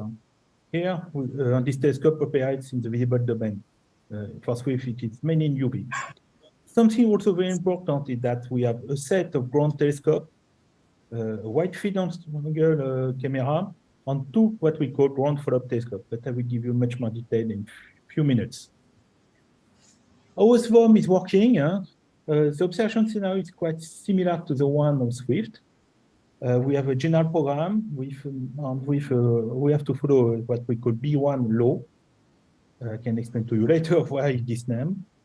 So typically with Eclair, we monitor a large field of view, 80 degrees per 80 degrees, and we wait for a gamma ray burst. We wait for a signal. When we have this trigger on board, we have an automatic slew of the platform. It takes typically 5 minutes, can sometimes longer because we need to avoid the sun and also the earth in some cases. And so the idea that we put now field of view instrument, the X-ray telescope and the visible telescope. In parallel, the trigger is sent on ground through the VHF antenna, this small antenna here. We have 2 on each side. In fact, and we trigger it. This VHF signal is sent to what we call French Sound Center in Saclay in Paris, and we trigger automatically the ground follow-up telescope, which is not like this. We are slightly more ambitious than this image, of course. Something also important for you that this information is sent to the community, so the standard GCM on the VO event, that's for sure. So it is inside SVOM and outside SVOM, so we will trigger the large telescope VLT. I should have changed. I will change this. I will put Noema now. And we trigger other facilities if it is still in live or on Fermi. I can give you more details on the instruments. So the large field of view instrument, we have first Eclair. So it developed by AGNs, Toulouse, CA, and APC also in Paris. Something important, so the field of view of Eclair is 2 steradian. It's typically 80 degrees per 80 degrees. The sensitivity is not flat. It's a coded mask instrument, very similar. Initially, it had been developed for Sigma and also for Integral. It's exactly the same technology, and also for Swift, of course, I forgot this. The difference with Swift is the energy threshold, the low energy threshold, which is 4 kV. It's very interesting because we can catch the very high redshift gamma ray burst with Eclair. We are more efficient than Swift. The localization accuracy is not wonderful, it's 12 arc-minute in radius. Take care of this. For an optical telescope, it means that you need a field of view of 24 arc-minute at least.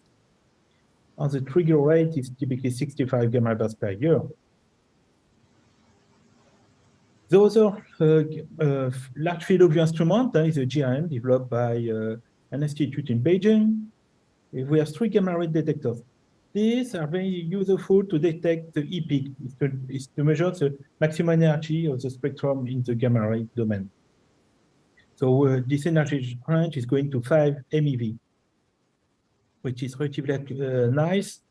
So we will, with all the Eclair gamma bursts, we'll have the E-peak, which is an interesting measurement if you want to use, for example, the gamma burst and just the cosmological parameter and so on. And we can detect also short gamma burst in and out the Eclair field of view. We have then the now field of view instrument. the MXT, we're using the micropore optics technology. This technology has been developed by the Leicester University for BP Colombo initially. The field of view is about typically 1 degree per 1 degree. And the idea that here we use the MXT to refine the localization accuracy, and we reach 13 arc-seconds in radius 1 more time. So we use MXT to reduce eclair error box. And of course, it will be possible to observe the X-ray afterglow of the gamma burst, as we do for with Swift. And we have also the visible telescope developed by Xi'an Institute and now in Beijing. It's a 40 centimeter telescope with a field of view of 26 per 26 arc minute. It covers the eclair error box. We have 2 channels. We have no filter wheel on board to simplify the system as always. So we have a simple double coat and dichroic as a focal plane here. And we split in 2 in blue and in red. It's very standard. And also here, localization accuracy is much better than 1 arc-second. And in fact, we use also the VT in the control altitude of the satellite. In absolute, but we're not completely sure that we can detect a high redshift gamma burst with VT. Probably the limit will be at redshift 6, which is already very reasonable.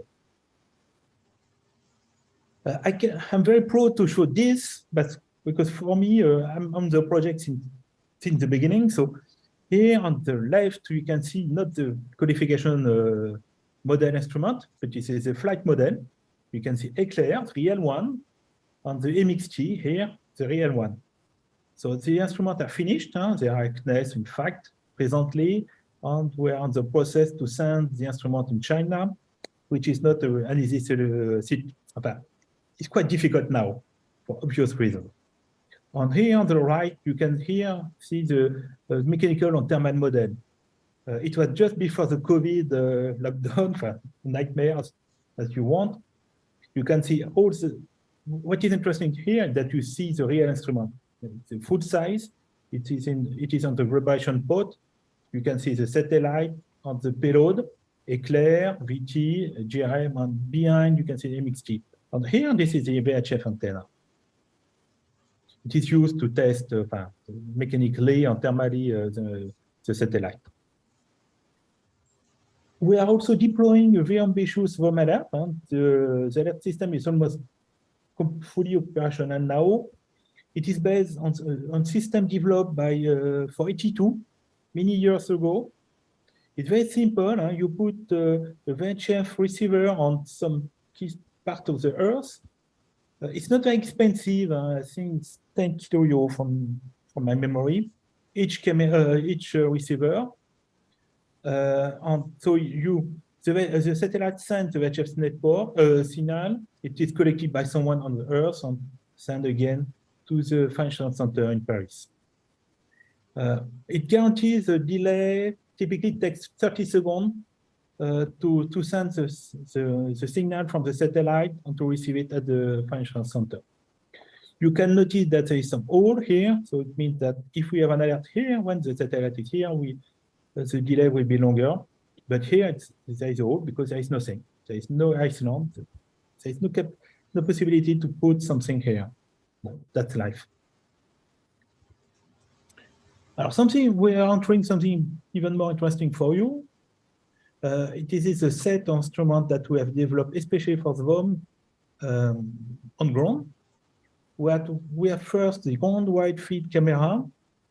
This instrument has been developed by China, by the NAOC in Beijing, and it is installed it has been deployed in Xinlong, which is in the north part of Beijing. It is an observatory, very similar to OHP. And it's a set of 40 cameras, not so much sensitive, not so sensitive. We reach the minimum of 16 during the dark night. With the moon, of course, the sensitivity is reduced. But the interest is that we monitor in the real time the field of view of eclair. Like this, we can detect the prompt emission of the gamma burst detected by eclair. And this is also used for the transients sky at large. And we have also what we call the ground follow-up telescope. It is 1 meter class telescope, one in China, one in Mexico, in San Pedro de Martin, Baja California. The one in Beijing, as you can see here, in China, it's not in Beijing, it's in north part of China. Unfortunately, I couldn't visit the observatory due to the COVID. It's a 1.2 meter telescope with performances are quite limited because you can only observe in the visible domain. You cannot have infrared sensor in China, that's for sure, due to the ITAR rules. The second telescope is a telescope under French responsibilities. We have changed the name, and the name is Colibri, hummingbird for when you are British. And I will give you much more detail on this telescope, because it's a telescope especially designed for the transient sky. So we will observe this SVOM alert, but not only. It's a completely new telescope. It's an Altaz, you have seen on the picture. The diameter is 1.3 meter. The field of view 26 minutes to cover their box of eclair. We have 3 simultaneous arms, 2 in the visible, 1 in the infrared. And each one has a filter wheel, so you can do what you want. You have 3 acquisitions at the same time. So we have the standard spectral bands, B and J. It's a Pan-star G, M, R, E, Z, and Y. And in the infrared, we have E, G, and H. We have decided not to have K because the K band is much more difficult, especially for robotic telescope. Something which is very interesting for you also is that it's a very fast telescope. It can point anywhere on the sky in less than 30 seconds. This is a requirement, and in fact, we will be close to 15 seconds. So it's a very fast telescope. The performances are quite interesting. You can see on the right the sensitivity. Here it is the air band, and here is the G band in the infrared. You have the sensitivity. We increase the exposure time with time, and it is compared to the existing light curve. So you can see that we should be sensitive. We should detect all the gamma bursts which has been already observed. So very nice. Something also interesting that when you have 3 cameras, you can have an automatic photometric redshift measurement. And we did some simulation, extensive simulation compared to existing data, of course. And we have a good redshift precision between 3.5 and 7.5. But below, we are not very nice, not very efficient because we don't have the Raman break. That's normal. And above 7.5, here it means that we have 1 or 2 detection. We have just G and H. But here, in any case, what is interesting is that we are able to say that this camera burst is at very high redshift. Even the accurate, imagine that it's enough to say that we are above 7 or 8. It's already a very useful information for the VLT and so on. So this telescope is a result of a very nice, very efficient, I insist on that, it's a very nice collaboration between France and Mexico with the colleagues at UNAM in Ensenada and Mexico City. It's a facility fully dedicated to the transient sky, the gamma burst, of course. It has been specially designed and tuned for that, but not only. We research for gravitational wave and neutrino counterparts, tidal disruption event, fast radio bursts, and so all our favorite objects. Something which is interesting for you that we don't use an American sensor. I've forgotten the name. So we will use for the first time the alpha infrared sensor developed by ESA and LabX Focus, Lindred, and CA Leti. It's a brand new infrared sensor, 2K per 2K. And it will be the first scientific application. So the infrared camera, in fact, is developed jointly by CNES and ESA. So we're on the test. The telescope is under test at OHP in France. You can see the telescope at OHP. And we have started the process to dismount and to export the telescope. So managing the custom clearance of such a machine is an interesting adventure. And the telescope will arrive in Mexico in April, and it takes 3 months to send the telescope from France to Mexico. And we start the scientific observation in summer next year.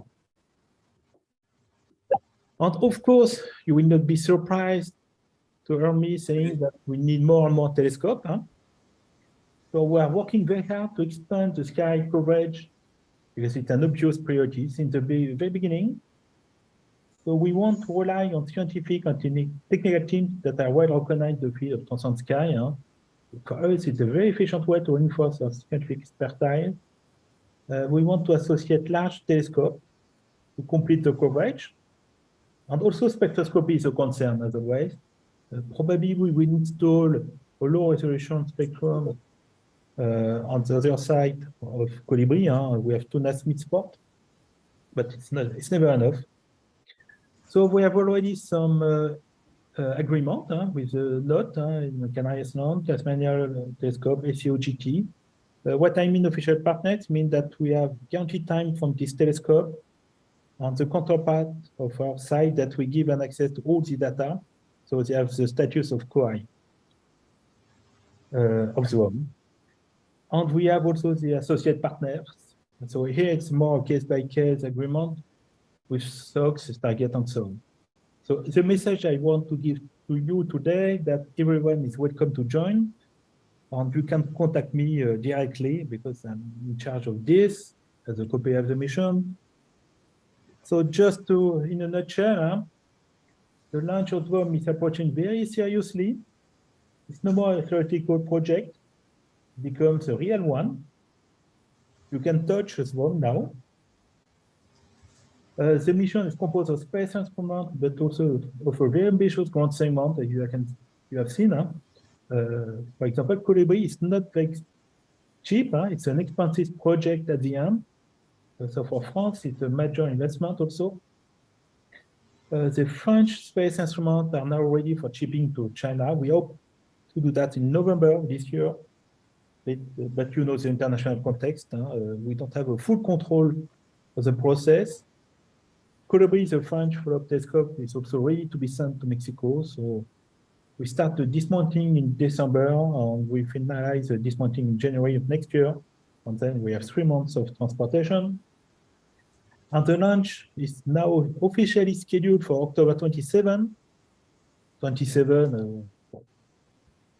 We're approaching to the launch date.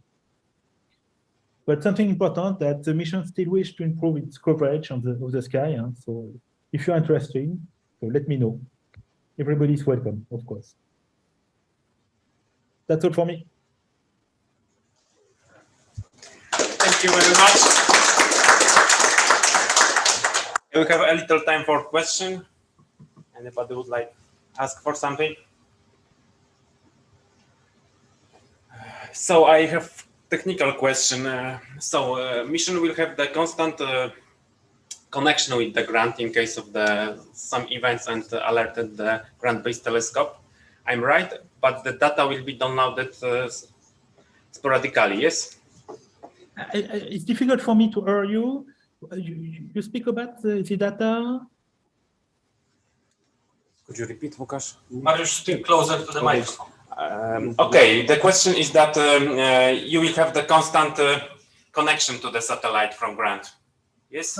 No. Alors, for the VHF antenna, that for sure we'll have a constant link. As you have seen, we have Earth coverage.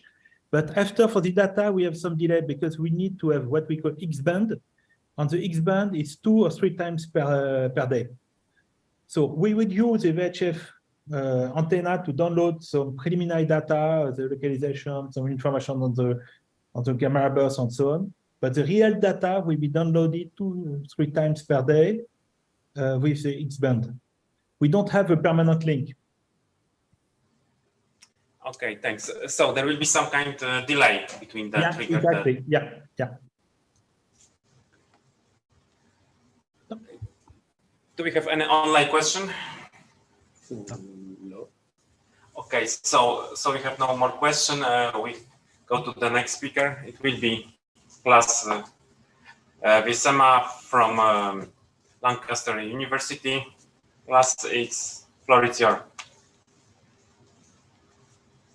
Thank you very much. Can you all hear me okay? Yes, fine. Okay, thank you. Yeah, my name is Klaas Wiersema. I work at Lancaster University. And the work I'm going to show you is done in very large collaboration with lots of people that I listed there below. And I'm going to try and advocate to you that surveys for polarized light in optical transients can be a really useful thing to be doing. And the Gaia transients play an important role in there. Oops. Hello, yeah. So first of all, just to give a bit of motivation, something you've heard before in all the talks in the last days, are that the transient ecosystems changing quite rapidly at the moment, partly because of new wide field sensitive observatories, but also because of better data dissemination and so on. And that comes with new opportunities and challenges, of course. So I think there's a renewed focus on simultaneous multi-wavelength observations. So something like SVOM, of course, is perfect for that sort of thing. We see a changing role of spectroscopy. There's now so many transients, including quite faint ones, that you can't get spectra of all of them anymore, which you could still do 30 years ago, say. Now, of course, there's a fair bit of spectroscopic completeness in the Northern Hemisphere, at least up until some sort of threshold magnitude. But in the south, that's not quite the case, and these things may change, of course. There's a better availability of other information carriers. That would be quite interesting. I'll talk about that in a bit. And of course, there's the development of multi-messenger astronomy as well, with gravitational wave and neutrino signals as well. Now, all that comes with a nice amount of additional software and tools that we can all use, like brokers, event handlers, methods of distributed observing, algorithmic observing, the ways of farming observations of the multiple telescopes and so on. And this is really good. So I think the keywords really for transient science in the coming decades are context, added value, and availability, really. These things come back in a lot of science cases of new transient astronomy. It's important to better understand which physics parameter space we really optimize over. What do we really find when we search, and how do we search to optimize those yields, and how do we map things in a statistically proper manner? And of course, taking a human out of the loop is always a really good step to try to come towards a system you can model statistically from start to finish, really. Of course, robotic and algorithmic transient science is becoming more and more popular. So algorithmic in the sense that your decisions are predefined, so you can make priors of your statistical distributions better. And of course, data-driven discovery and machine learning algorithms and so on are more and more making their way into modern-day transient science. Now, the main thing I wanted to talk about in this particular thing is polarimetry, because it's a topic I'm very interested in. So I like this particular picture on the right that a colleague of mine put on Twitter to show you how you can learn new things if you look at a new observable. So why do we bother with polarimetry at all? What are the sort of signals we may find? Well, polarization maps onto physics that is not very well explored or well probed even by light curves and spectra. For example, non-thermal emission processes in transients. So many transients are accompanied by non-thermal emission processes. Some transients are synchrotron transients, for example, so they are fully made by non-thermal emission. Others have only a small fraction of that present. But the key thing here is that these non-thermal emission processes give rise to polarized emission, where the amount of polarization you receive depends on the geometry and the magnetic field processes. Now, these are important parameters that we would like to measure for lots of sources, but are often not so easy to access via light curves and spectra alone. So polarization can help you in that. Now, other reasons are shapes and geometry. Many transients are accompanied by outflows or ejecta at various speeds, from relativistic to relatively slow things.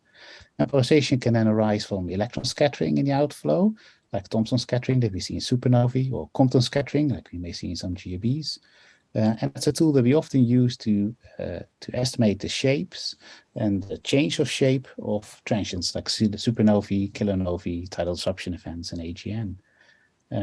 So geometry and symmetry changes are really, really important here and translate directly onto polarimetric properties, whereas they tend to be very difficult to diagnose from spectra and light curves alone. Now, a third example is dust properties. Of course, none of us really like dust. It's always in the way and messing up your observations, but it is interesting to some extent. So we know that many types of transients are associated with dust production or dust destruction or dust changes within their host galaxies, for example. So understanding the dust through the polarization it induces on your transient light is really helpful and important. So the dust properties tell us something about so the polarization tells us something about the alignment of dust particles and their distribution of shapes and their relation to the transient itself. Now, then finally, I wanted to make a brief promo for multi-wavelength polarimetry, so simultaneous observations in polarization space at multiple frequencies. So on the right, you can see a really lovely example of a data set that we'll be publishing soon, where we obtained polarimetry with ALMA and VLT at exactly the same time of a gamma burst afterglow. Now, it was a right logistical headache to arrange observations at the same time with two such facilities, but we did manage it. And from that, we can diagnose all kinds of microphysics in shocks that there's no way of otherwise finding out. Of course, this is an order of magnitude more difficult than just sticking to one wavelength, but there's a lot of interesting physics in there. Now, as you all know, there's all kinds of multiple observables that you can use to map your transient parameter space onto. So polarization degree and angle I've mentioned, but of course there's the fluxes, so the light curves in other words, right? Astrometry, of course, where Gaia really excels. High energy flux, perhaps detection of neutrinos or gravitational waves, and so on and so on. So it's important to map transients on as many of these parameter axes or observable axes as you can. Now here's an example of how that is useful and nice. So this comes from the Athena handbook. You see on the horizontal axis is the typical time scale in seconds. On the left vertical axis is the absolute peak magnitude in the optical, and on the right the peak X-ray luminosity. And plotted out here are regions where of this parameter space where transients exist. In other words, if you can place a source in this diagram, you can learn something about the physics that drives them and how that is common with other sources. You can do that in all kinds of wavelengths. This is a radio and optical one. So on the left-hand side, you can see the optical flux density, and on the horizontal axis versus the radio flux density on the left. And there's a variety of transients here are plotted. Now, each transient walks in this diagram as a function of time, and we know the shape of that walk really well because that's from our the physical models that we can generate. Now, if for a lot of transients you only get a couple of data points on these diagrams, and then you get a plot a bit like the one you see on the right. So on that source, we don't see the individual walks of individual sources, but we can see the collection of individual data points of a large number of sources plotted on there. And also there you can separate out source classes quite nicely by their position in these diagrams.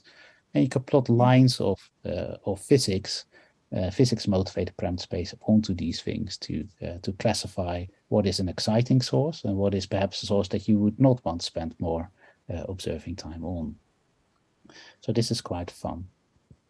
Now here's some examples where you can do it more finely. So these are a couple of exciting transients. On the left was Maxi 1820, a bright X-ray binary, where I plot the X-ray count rate, the radio flux density, the optical magnitude, and the polarization all in one diagram. So the polarization is the optical polarization here, that's the size of the symbols. And you can see the source goes through a lovely state change here, as we see often in X-ray binaries, but the polarization doesn't really change much, which tells you that it's dominated by foreground dust. On the right-hand side is an interesting F-plot, a fast blue optical transient, where the source sort of monotonously decays in its fluxes, but shows a very dramatic change in polarization space, which we currently don't quite understand just yet. So it shows you that if you can put sources into a large bit of parameter space like this, you can find unusual things, and you can select for unusual properties, both observationally and through model comparison. Here's a sort of an expansion on this plot that you saw earlier from the X-ray side of things. Here a plot on the right-hand side, on the left-hand side, sorry, is a plot made by the LSST collaboration of the typical time scale and absolute magnitudes of a variety of transients, where your sources may end up. On the right-hand side, I make a similar plot for what we should see for the polarization parameter space. So by collecting data points into here, we might see if sources group out, or if sources with similar shock physics, for example, map into a certain way onto this diagram. So this is something that we wanted to try. So we did a test survey, I'll skip this, called SPLOT. This is the snapshot survey for polarized light and optical transients. Some of you were co-authors on the paper. So this was a survey where we used the NTT with the EFOS2 instrument and the SOFI instrument as well, to get snapshot polarization measurements of a large number of transients, which were about 75 or so, which were more or less randomly selected. So we required no classification spectroscopy, no knowledge of the type whatsoever, just the fact that they were transients, and we broadly assessed whether they were bright enough to give a reasonable measurement. Now on the left, you can see the collection of resulting data points. You see some sources are very bright, or very large amounts of polarization. Many of those are BLX, probably going into outbursts or something unusual happening there. But there's also a couple of peculiar supernovae where the shock breakout was quite highly polarized that we see in our data. So you get interesting things if you do these sort of things. This was largely a test program to test our methods of source selection and of automated observing, really. And many things worked well, some things not so much so. You can read more about it in the paper led by my PhD student, Adam Higgins. Now, some things are really hard. The weather can really mess up what you get out, and that's statistically difficult to model. Human bias always plays a role in these things, which if you have 10, 15 different transients you could observe at a given time, which one do you choose? There are biases that come in there. And of course, it's difficult sometimes to predict the magnitude your source is going to have at the time of observation. So you may end up observing too shallowly and getting poor upper limits, for example. Now, why is this interesting at all? Out of those 75 sources, about 60 of them are Gaia transients as well. Many of them are. So I plot here a couple of the light curves that you can see over here, with either with a dashed line or a little star indicating when we took the polarization measurement for those sources. So there's all kinds of fun stuff in there, and I refer you to the paper by my student for more information. So how can we improve?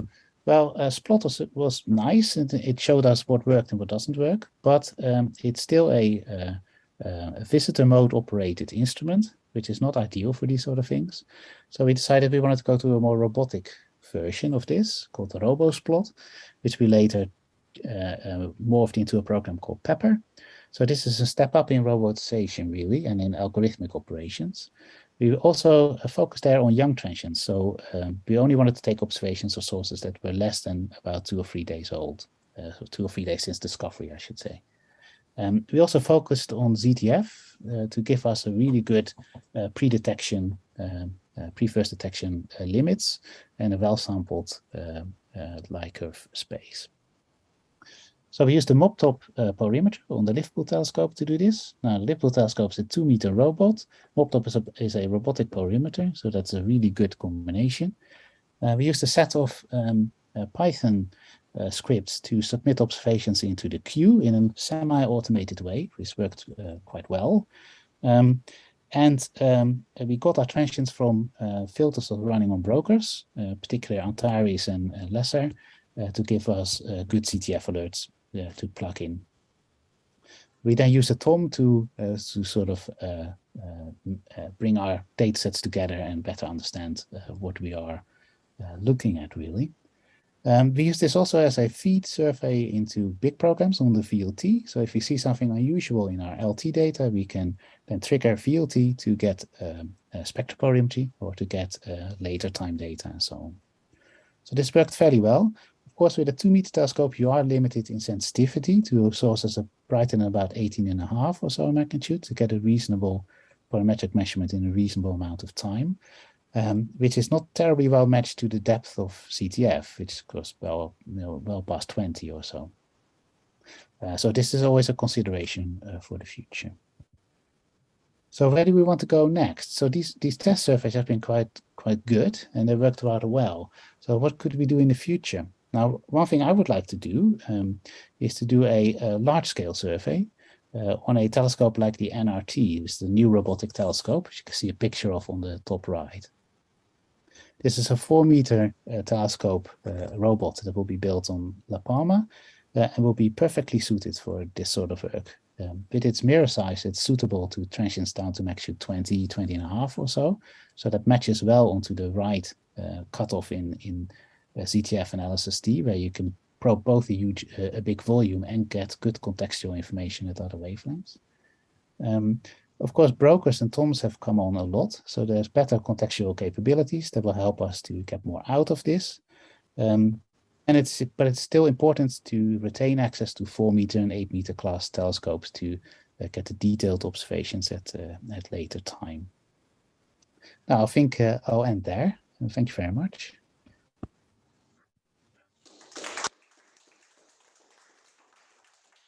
Thank you, Klaas, very much. Any question from audience?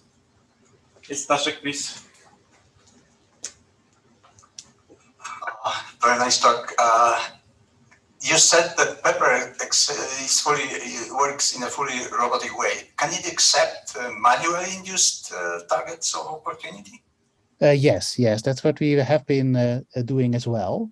Pepper is still very much an experimental program, if you see what I mean. So we've been doing both a manual selection of targets of particular interest that otherwise did not make it to the sort of the threshold of being automatically triggered, and automated target selection. Okay, good to know. Thanks. Okay, more question? What about the question online? Okay, I just have one question. What is the reasonable limit for 8-meter telescope class to get the usable data for polarimetry? It depends a little bit on how big you accept your error bars to be, of course, and how long an exposure time you're willing to spend on each source. So we sort of have a limit that we use is about sort of a 2 sigma limit of 0.5% polarization is our sort of worst possible scenario. And then with a 8-meter, like with force 2, you can do that within an hour for sources up to magnitude 22.5, maybe 23 on a really good night. Yeah. So it's really deep. Yes. Okay. Yeah. Thank you very much, and we go to the next speaker, which is Marcin Gawroński from Nicolaus Copernicus University. Marcin, you are here? No, yes, sorry, I'm confused person. Staszek Zola is the next speaker. We have the speaker. So I will wait. From Jagiellonian University.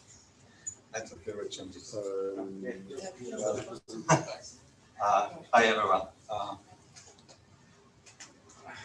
Not this one. Please start from the beginning.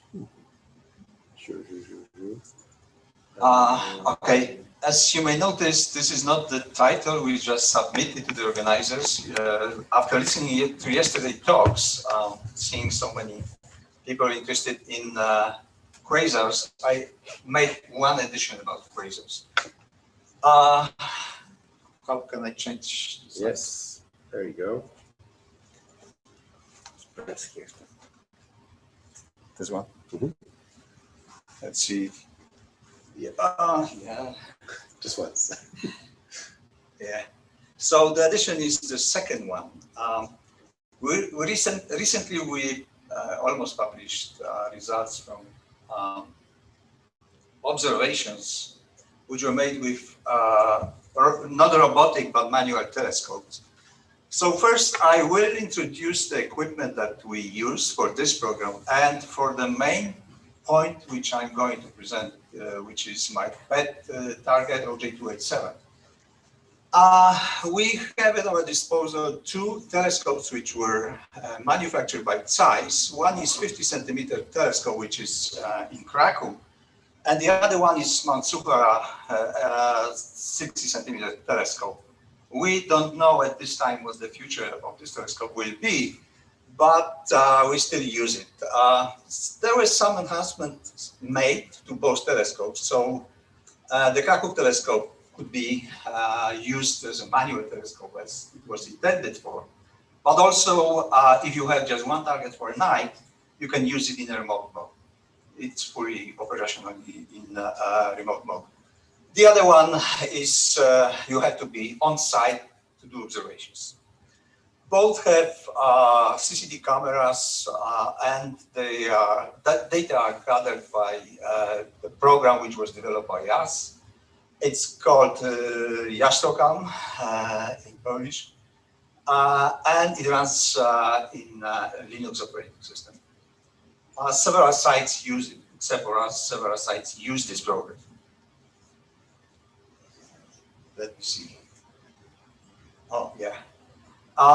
Now to the robotic part. I mostly use the Skynet network. It's some history. There are some users who use this network. It was created in 2004. Originally, this was a network which was targeted gamma ray bears. And this was a bunch of telescopes in Chile, the first part of the network, then in Canada, and two sets of telescopes actually in Australia. Then they decided anyone could join the network as a partner with the same rights and no obligation whatsoever about giving time or doing some programs which are done by the Skynet network. The only price is that they give you the software, but the price is that the 10% of time is allocated for Skynet. So any Skynet user could use your telescope. Since 2020, when we bought a new telescope, this is CDK 500, which is now a temporary location at our observatory in Krakow, which is not a very well suited place because of the light pollution. It's really heavy, but this is really good test bench. We debug it. For this one, we have 3 CCDs, which we replace depending on the program which we have, 2 apogee cameras with different field of view, and also EMCCD we recently bought from Ando. How the network works? It's like a usual robotics telescope with software which takes care of your observations. As you see on the left side, it could be owned by not one but several partners, and everyone has a devoted share of time on that telescope. So the scheduler distributes jobs according to priorities and use time, and regular user have no influence whatsoever when his or her job will be actually submitted to the telescope and executed. This is the way it works. Also, there is a nice feature that people can work in groups, or groups can work in collaborations, and the jobs could be distributed over several telescopes or the entire network. Again.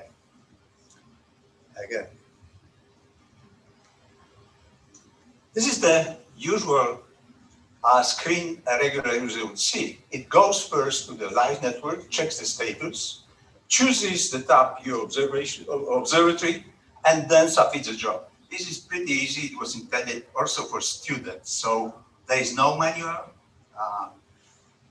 When you try to execute the job, it's so easy that everyone, even pupils from grammar school, could do this without supervision.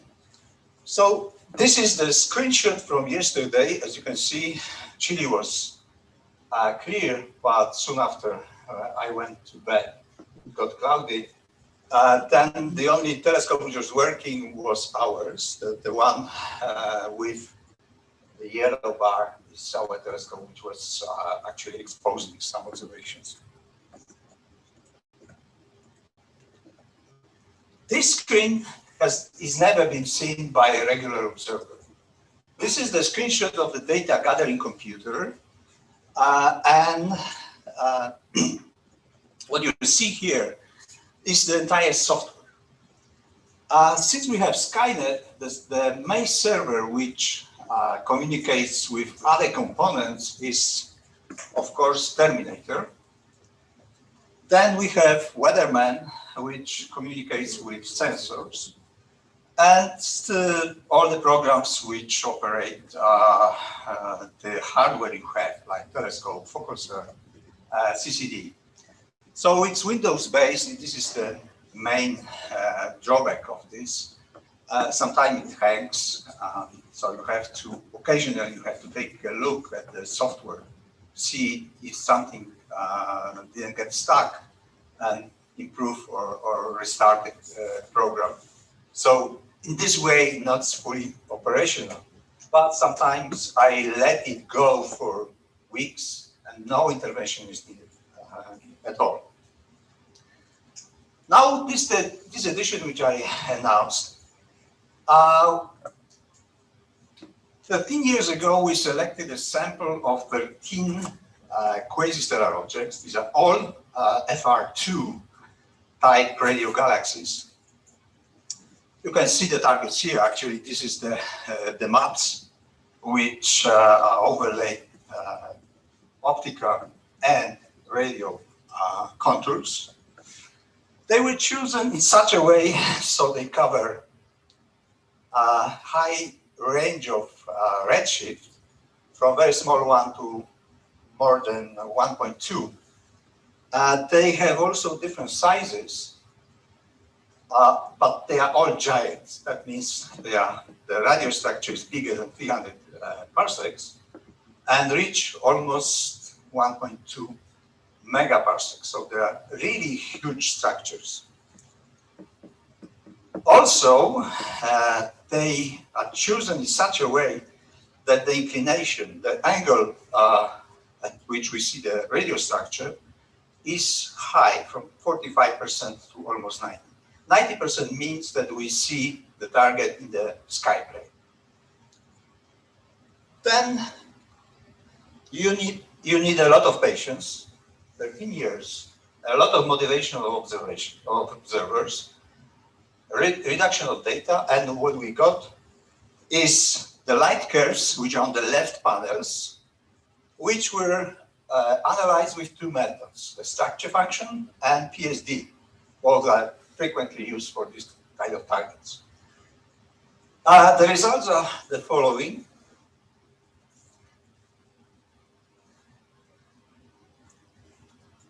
We found no periodicities in the entire light curve.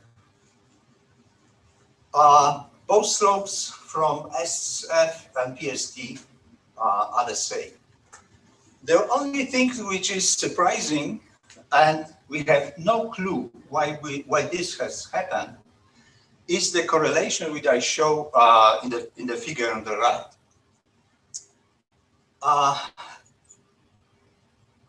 We had a lot of discussions if we should put it to the paper, and eventually we decided to take a risk.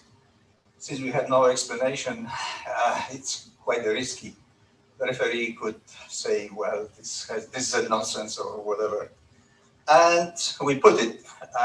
And for those who work, I would like you to check if we were right putting. This is, of course, very tentative. This is just 8 objects. But we don't see any physical reason why the slopes, the parameter which describes the slopes in both structure function and PSD, could be correlated. What's the reason behind? that we see these correlations. The degree is 0.85. We believe that what's responsible for driving for this kind of meandering variability these are thermal instabilities in the disk, in the accretion disk. We see we see the central source. This is not the jet. This is not the variation coming from the jet, just from the disk. We were surprised. This was the second shortest referee report I ever seen. There were two sentences. One, there are no changes to the science required. Please correct very few mistakes in your language by one of the native speakers. We were surprised, really surprised. Now, to the main point, which is OJ287. But first I start with this, showing some history. It is believed that there should be many binary systems which consist of supermassive black holes. Here is the list of candidates, and this is just an arbitrary list. In my opinion, the first three are worth looking. Then we have, you have three papers with many candidates. They were looking through many quasars, and they found some candidates. And the ROSA is a review of the methods how people search for candidates of binary systems consistent of supermassive black holes. And the last one is the system which is in the black hole TOM. And Carolina was interested in this one. So this is this telephone number. This is now priority 1 in BHTOM. In my opinion, this is not the best candidate. Probably that's why the paper has not been published yet. It's only in archives. But I really do hope that I am wrong, and in 1 or 2 years we'll see really the merging. Now OJ287, people believe that this is the best candidate to host a supermassive binary black hole. Why is that? This is a historical light curve, and when you see the flux variations, the striking feature is those double flares, double peaks, which seems to occur not randomly, but neither periodically. There were flares, and that now there are observations for more than a century.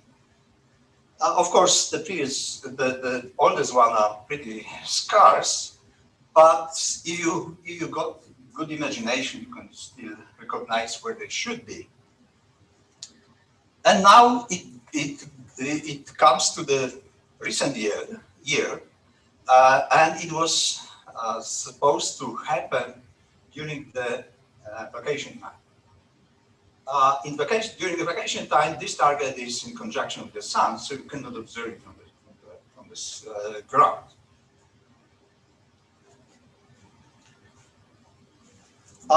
This is extended, or now also historical light curve, although the lowest right panel data has not been published yet. And a student of Gopa Kumar, made a kind of a review work on this target. So everyone interested in more details could look into this. And what the model is, there are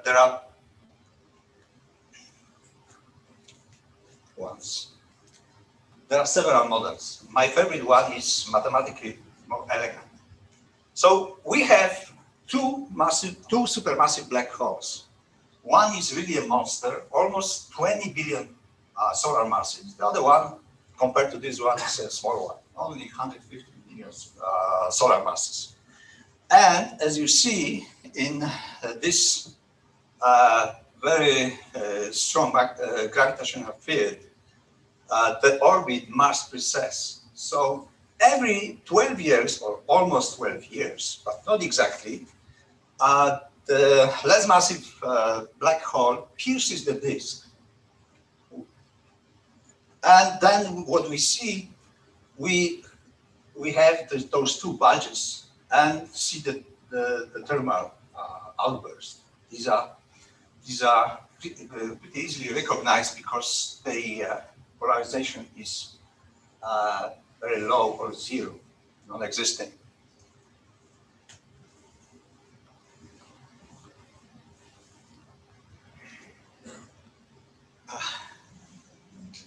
Okay, once we observed during the vacation time, it was done with Spitzer, of course, not in optical, but then we were able to cross-calibrate the data with optical, and we got one outburst, which was predicted for 2019.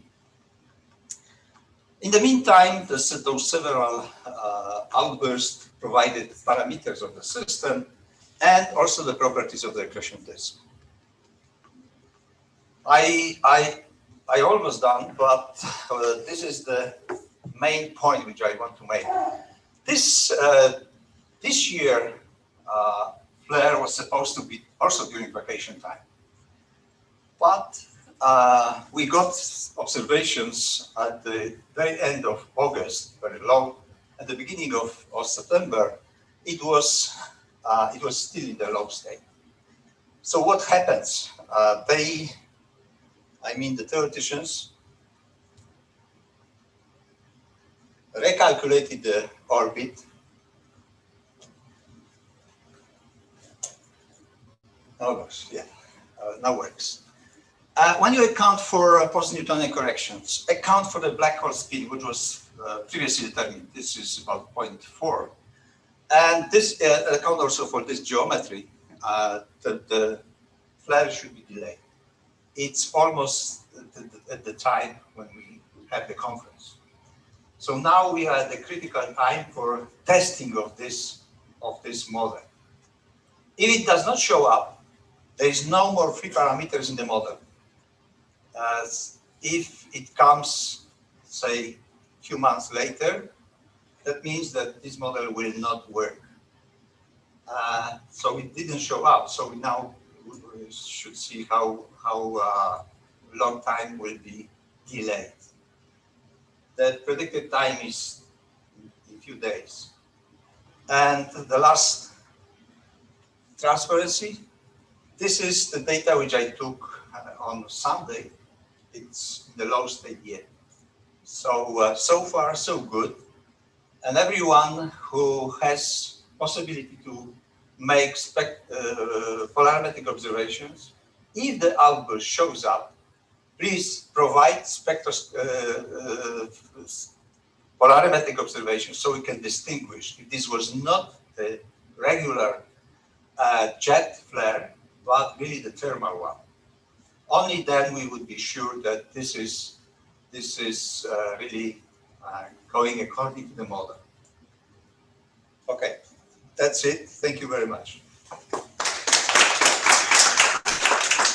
Thank you, Staszek, very much. Question? Okay, Maja. Yes, hello, very exciting. I'm sorry if I have missed that, but could you comment on the no-hair theorem that appeared on one slide? Okay. Well, this was actually a joke. Oh, okay. Not mine. Okay, because it seemed quite mysterious and like a big claim, so I was curious. So when you have a black hole, there is three parameters which can fully describe a black hole. Its mass, spin, and one third parameter, which is what is that? Anyway, there is three. In 30 seconds, I will tell you.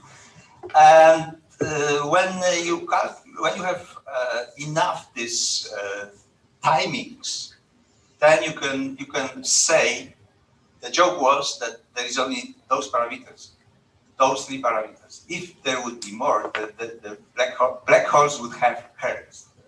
That means more parameters that would be needed to describe fully a black hole charges. Okay, so and with this and within the model, we showed that there is this theory that black hole could be described at 3 parameters is correct, which is known as no-hair theory.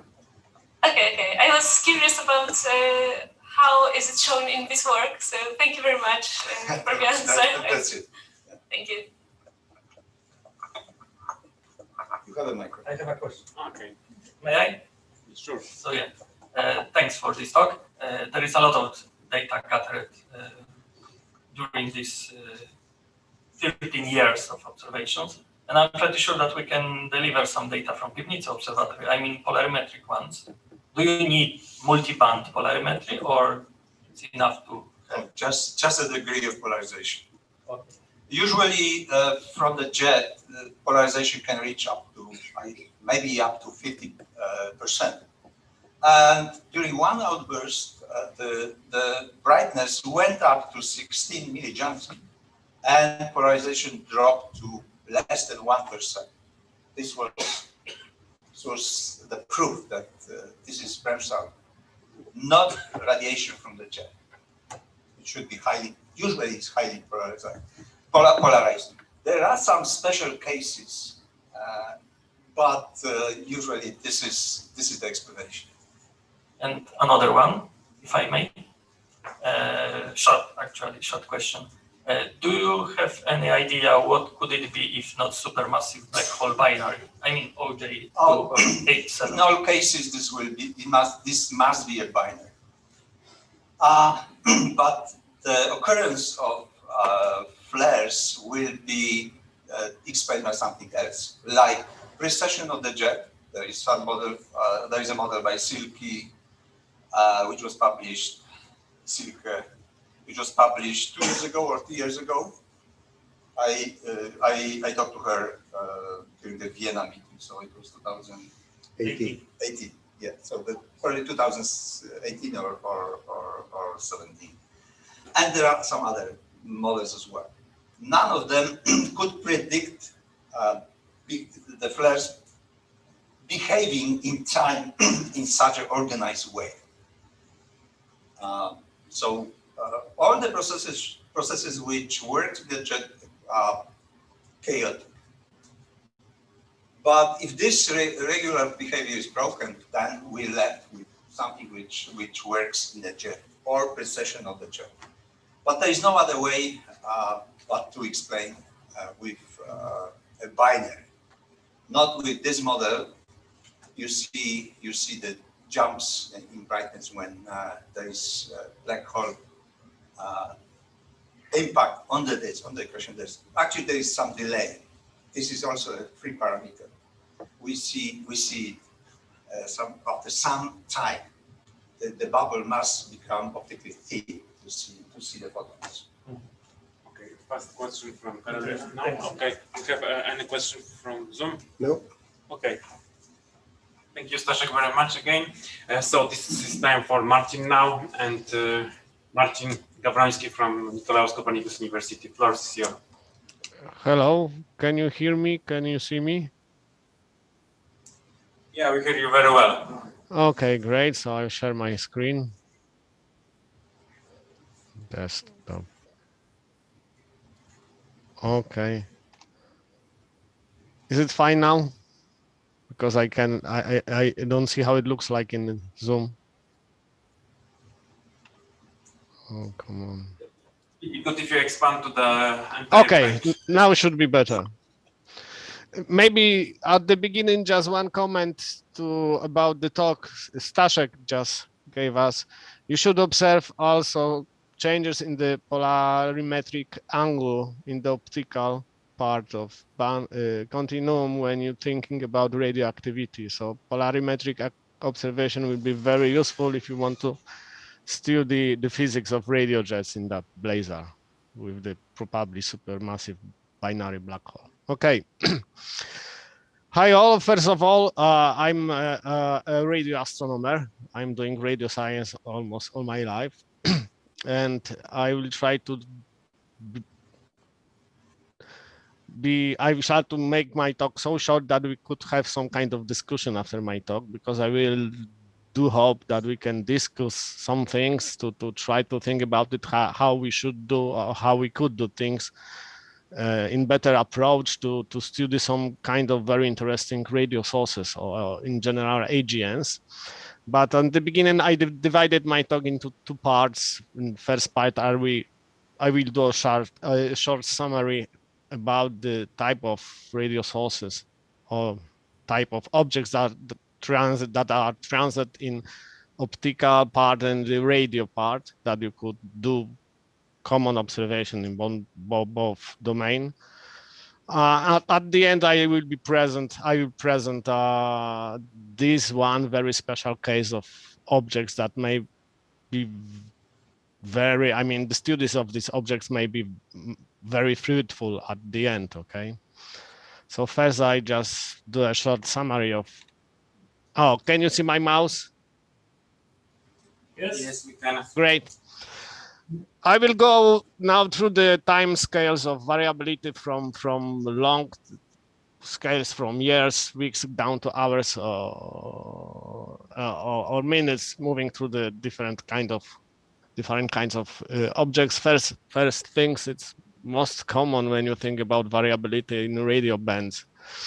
Quasars, when you could observe evolution of radio jets in radio band, like here we have beautiful observation for the from the Effelsberg radio telescope, and radio variability of different part of different radio bands.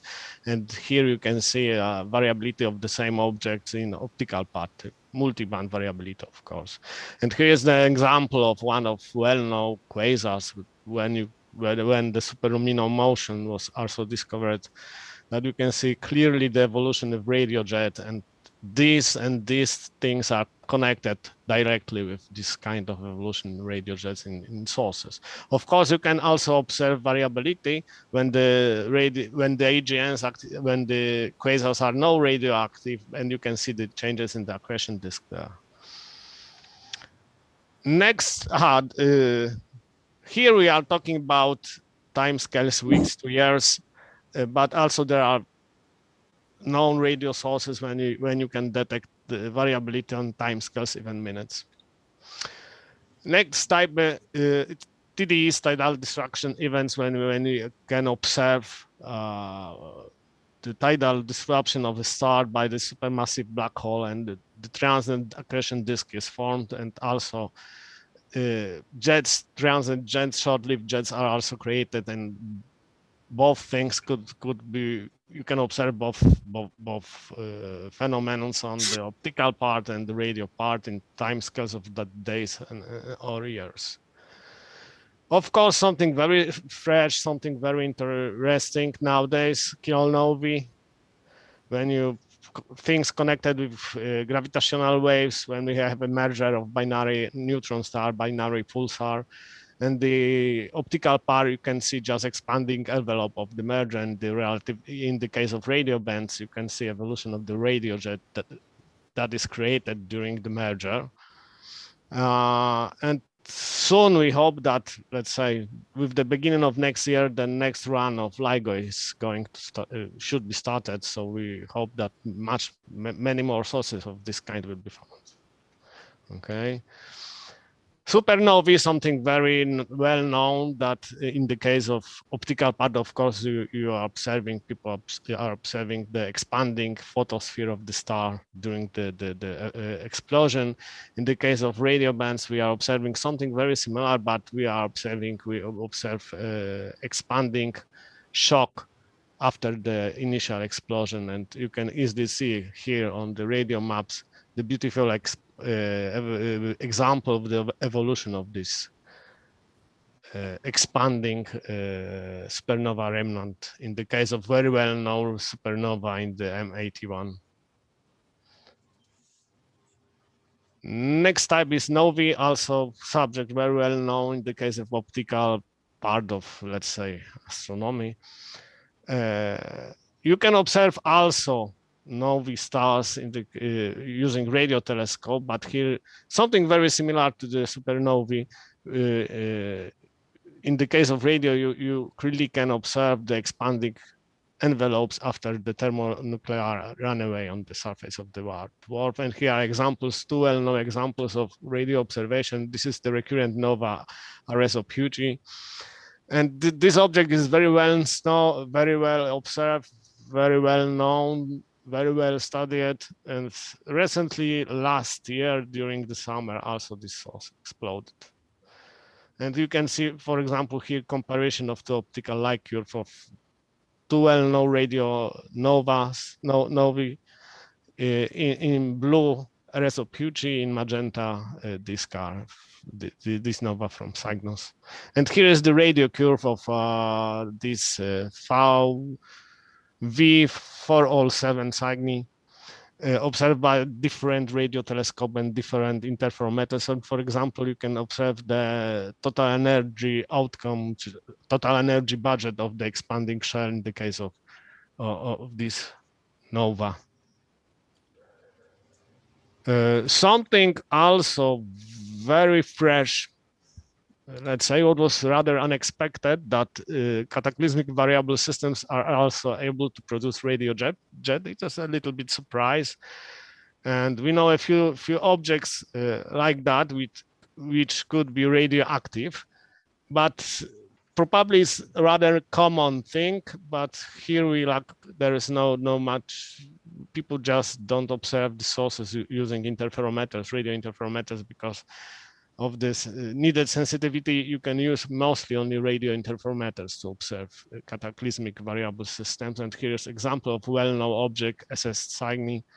When in the black or gray dots, you can observe the optical outburst, and here is the radio outburst. And what is also very interesting, that the radio variability is it happens in very short time scales, just few hours. Like here in the example of this outburst from the May 2012, okay? And also this phenomenon that the sources are able to produce jets, it's also a big surprise.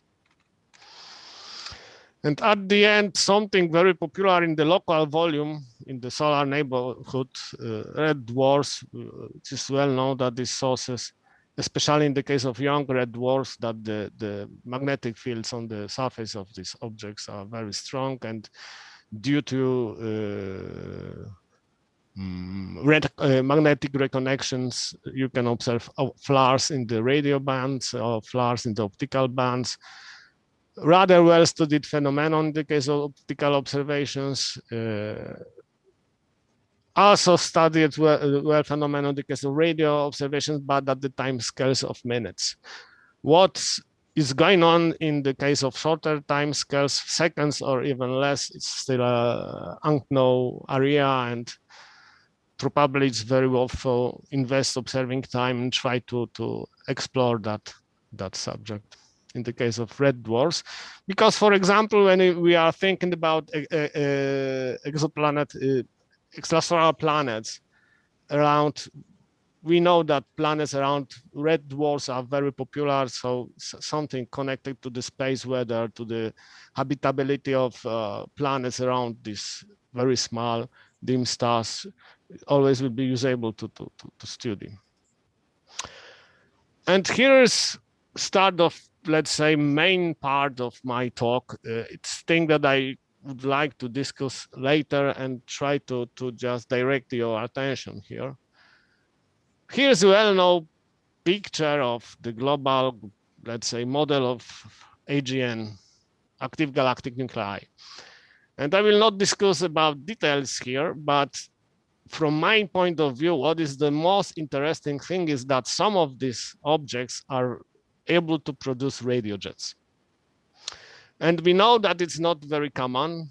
Depends on the criteria, depends on the selection effects. About 10% of AGNs are radio load, okay?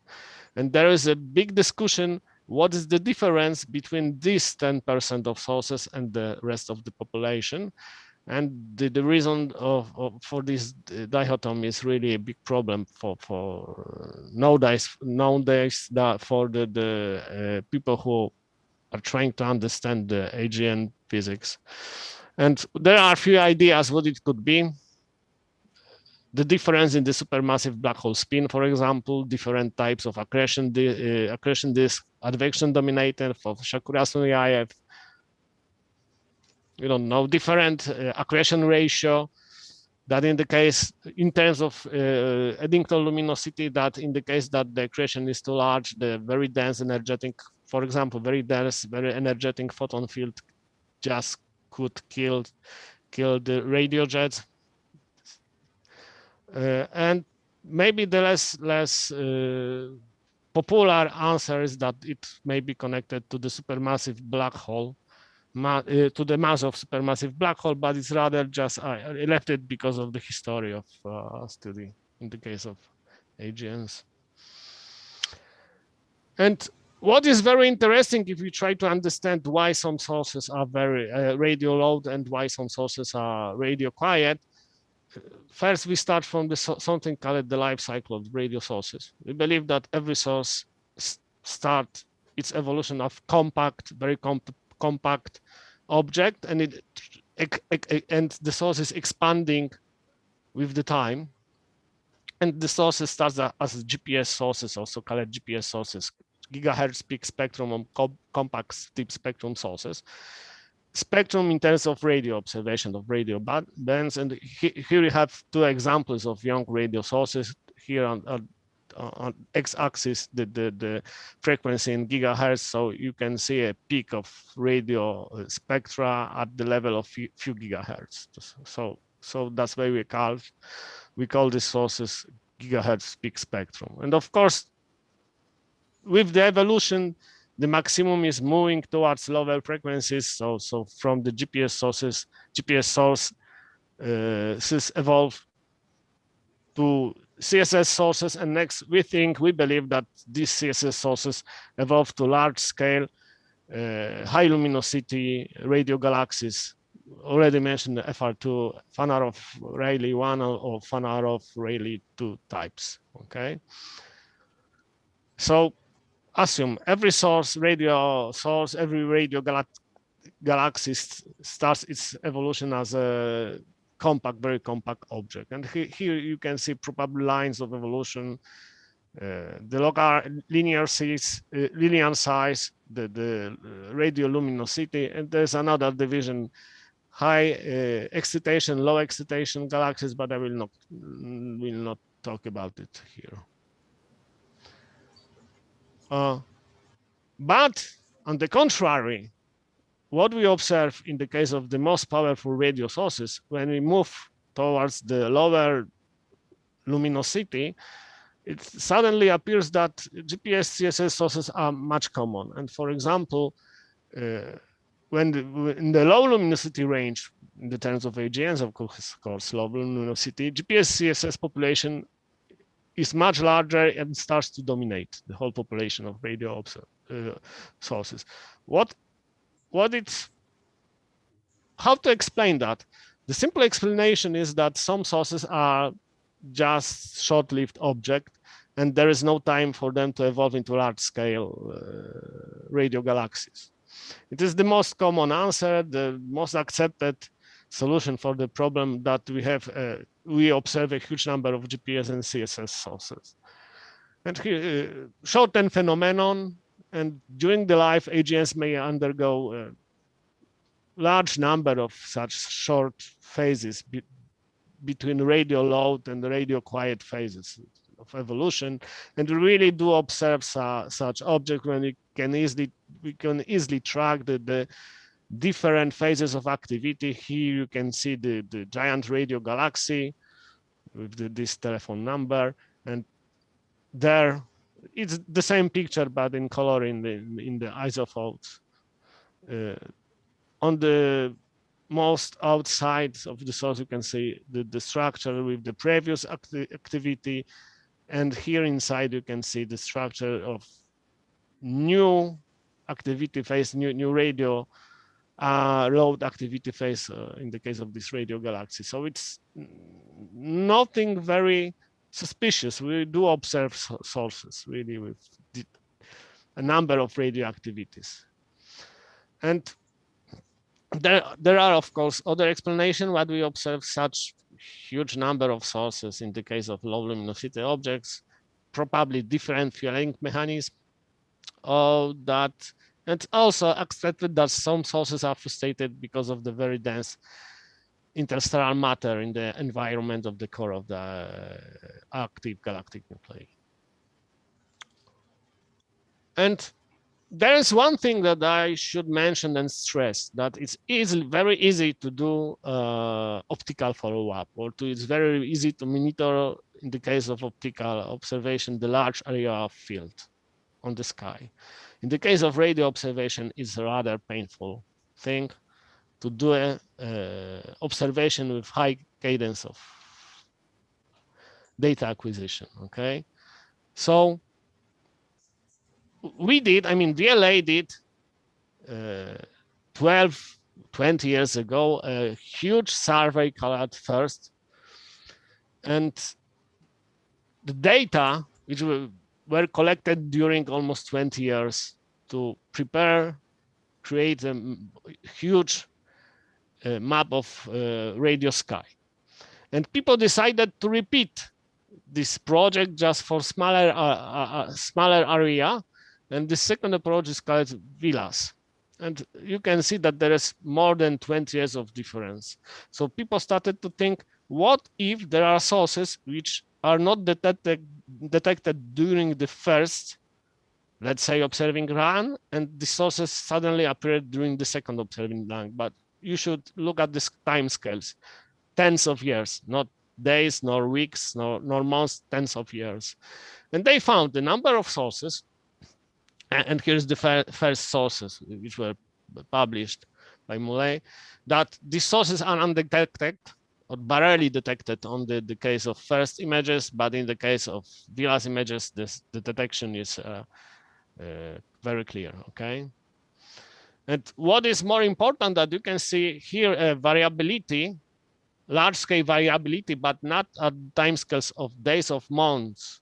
With this time scale is popular in the case of blazars, for example, but large amplitudes of variability in the time scales of years. Okay, it's not a very common thing. And 2 years ago, there was a beautiful paper by Magda Konet-Bajraszewska from Toruń, and the first, they have catch the first object during the transition from radio to radio quiet to radio low state. And we tell more about it later. And recently, Ola Włoska also, she published 10 new sources, most likely observed during the transition these days, from the radio quiet to radio low state. And here we have examples from the paper Nolan et al. And also you can see a clear radio spectra of these objects. We are very, very similar to the so-called class of gigahertz peak spectrum objects, when we believe that these sources are young. So really, these objects are young in terms that suddenly these quasars or these radio galaxies or AGNs started to produce radio jets. And here is an example about that object studied by Magda Bajraszewska, Konet-Bajraszewska. Here is the name. Yes, okay, I'm finishing. Okay, and here is the new radio structures. The core is marked by A, B is most likely the newborn jet. Here you can see the differences in the optical spectra. The blue one is the oldest, the black one is the newest. And what is very interesting from looking from that point, that suddenly the temperature of the disk increased, and after a few years the disks became much more cooler, even cooler than during the times before the transition from the radio load, radio quiet to radio load. And what is most interesting part is here. This time when this object switched, when the radio structures started to be produced in the case. And this is the area completely unexplored. And here is my plea. Please try to do something to populate this area, okay? And we really do observe such things using, for example, Gaia data. It's one of another example. Published, the paper should be published soon by Nada AGNs. And there's something similar to the object before, this object which was discovered by Magda. Similar behavior changes in the optical spectrum, but the time scale of the optical output was shortened. But please look, think, we are not talking about timescales of minutes or days. We are talking about timescales of weeks or months. Okay, it's much easier to do observations, let's say, every 2 weeks than every hour or something like that. So it's good area for all people to spend, I mean, for optical people to spend some time observing time in terms of multi-band photometry for this kind of objects, which are found, and we should point out which sources are, let's say, in the transition between radio load, between radio quiet to radio load, on in different transition, and to just the radioactivity is switched off. And of course, why it is important? Because first of all, from the statistical point of view, we will try to understand the life cycle of radio sources, the evolution. If we will be able to detect and observe these objects, the evolution of intracluster medium, the evolution of interstellar medium, the plasma content in the galaxies, the life cycle of the AGNs, and something very important from the global understanding of evolution of the universe, the star formation history. And at the end, there's one source which I don't know what to say about. It's a big puzzle for me. I don't know how to explain it. This source is already included in BHTOM by me. The source is radio load. The flux is quite large when you think in terms of radio sources, 50 millijanskis. And Gaia and others, for example, ZDF, observe rapid optical flares. And the duration of flares is very short, 1-2 days. I have no explanation what it could be. Yes, I have one explanation, but this one explanation is what the cover of Nature, I believe. And the most important thing, first, if these flares are periodic or not, how frequent are these flares? Just my plea, try to observe these sources, try to understand, to add optical data. And when we have a good optical basement, we may ask for radio observations, but it's much harder to do it like I show you, okay? And here's my plea, maybe we should discuss about approach how to prepare additional list of sources which may be interested from the, let's say, my point of view. These sources should not be numerous, let's say few, nothing more, okay? So thank you very much. Thank you, Marcin. So time is going, I have to move the question to you to the Zoom or Slack. Okay, sorry, so we like, okay. I'm sorry to, okay. So next speaker will be Silvia Pietroni from University of Salerno. Mike is here. Just a second.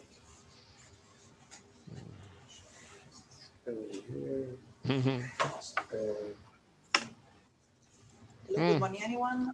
Wait. Is working? Slides. This is the.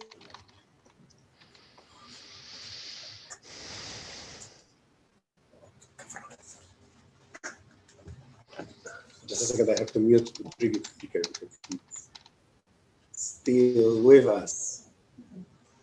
Okay, not anymore. Now.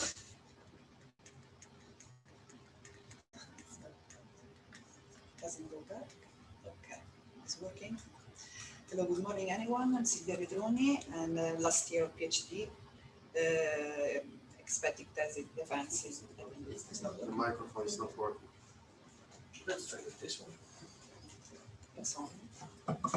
It's working. Hello. Very close. Very close. Yeah. Hello, good morning. I'm Silvia Pietroni, last year of PhD at the University of Salerno, Italy. And I'm going to talk about the impact of gravitational lensing in the reconstruction of stellar orbits around Sagittarius A star. So we know that the galactic center is one of the most attractive regions of the Milky Way. It has been monitored for 3 decades. And the Sagittarius A complex of radio sources extends at the central 10 parsec galaxy. There is a compact object called the Sagittarius A star of several million solar masses at its center that is accepted as a massive black hole. Sagittarius A star is surrounded by a cluster of stars called the S stars. These stars were revealed by 2 different campaigns, the VLT and the Keck observatories. A major astrometric precision has been achieved by gravity. Gravity is an interferometer, part of the 2nd generation of the VLTI, the Very Large Telescope Interferometer. And these are the reconstruction of some orbits of this S-star. The major results of this observation has been the detection of the relativistic precession of the S2. The value of the precession is of 12 arc minutes, and this was a really important result. S2 is the most long-studied star in this cluster because it is bright enough for clear detection in astrometry and spectroscopy, has a small orbit period of 16 years, has a pericenter distance of 120 astronomical units, and its elliptical orbit, perturbed by general relativistic effects, is evidence of the existence of the massive object located in its focus. Sorry. So in this work, we decided to study 3 stars of this cluster, S2, S38, and S55, because the most favorable case for orbital reconstruction is provided by a low period stars with a period less than 20 years, because these kind of stars are suitable for a long-term follow-up. So these are some of the characteristics of these 3 stars. All the 3 stars are main sequence B star, and S2 has an age of 6.6 mega years and a period magnitude of 14, and estimated mass around 14 solar masses. S38 and S55 have an apparent magnitude of 17. These are the osculating orbital parameters of the 3 stars as obtained from the gravity collaborations fit. So we have the semi-major axis given milliarc seconds, the eccentricity, the inclination, the argument of the pericenter, the longitude of the central node given in degrees. T0 is the time of the pericenter passage, and P is the period of the star. These last 2 parameters are given in years. There is also listed the black hole mass and the distance of the solar system to the galactic center. In order to reconstruct the orbit of these stars, we started from the Lagrangian of a particle in the Schwarzschild metric, where m is the reduced mass of the star, phi is the true anomaly, r is the radial coordinate, t is the time of the observer at infinity. The dots derivatives denotes the derivatives with respect to the proper time tau. Rs is the Schwarzschild radius.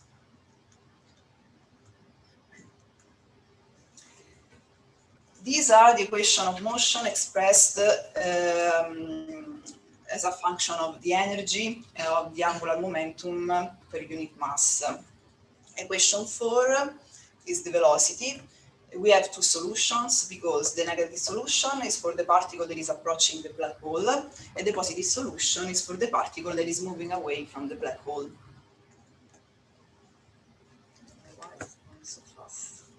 This is the equation of motion.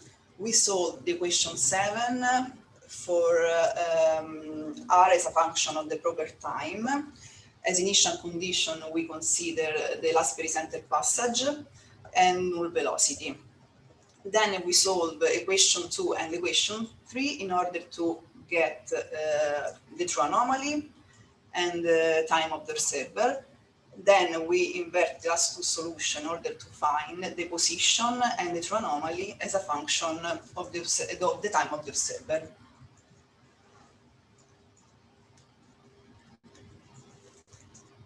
Once we have the true anomaly, we are able to compute the relativistic precession of the three stars.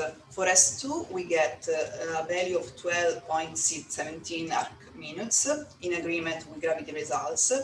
For S38, we get 6.79 arc minutes, and for S55, we get 6 arc minutes, 0.46. And with these quantities, we are able to reconstruct the stellar orbits given in right ascension and declination. So what about the gravitational lensing by the compact object? We know that the light that starts from these stars is deviated by the gravitational field of Sagittarius A star. So the source position is tracked by the radial coordinate and by the angle gamma. The angle gamma is the angle between the source position and the optical axis. The optical axis is defined as the line of sight from the observer to the black hole. And in this expression is given as a function of the true anomaly of the inclination of the argument of the pericenter. The value of gamma ranges from 0 to pi. 0 is the perfect alignment of the source, so it's when the source is behind the lens, and pi is the perfect anti-alignment when the source is in front of the lens. If we consider a photon that is traveling from a coordinate R1 to R2, we can express the azimuthal shift given by equation 9 as a function of the R0, that is the closest approach, and this closest approach is related to the impact parameter u of the asymptotic trajectory at infinity as given in equation 10. Then we have two possibilities. The photon can approach the black hole, reach the minimum distance, and then go into the observer. Otherwise, the photon can travel directly from the source to the observer. So we have these two cases that are limited by the value of gamma 0, that is the limiting case. So once we know the value of the angle gamma, we are able to compute the azimuthal shift. And once we have the azimuthal shift, we have the lens equation as given in equation 13. We solve the lens equation numerically for the closest approach, and we find the corresponding impact parameter u. And then with the impact parameter, we are able to calculate the theta, that is the angular distance of the image from the black hole as seen by the observer. Now we are able to compute the star's position, obtain increasing the angular coordinates, the declination and the right ascension. So the astrometric shift increases from 0 when the source is in front of the black hole to the maximum value when the source is behind the black hole with gamma equal to 0. In this computation, we neglect any lensing effect from the spin of the black hole. Sorry.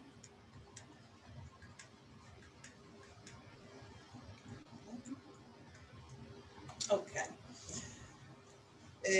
In this work, we want to reconstruct these orbits by considering in the orbital fit the astrometric shift due to the gravitational lensing.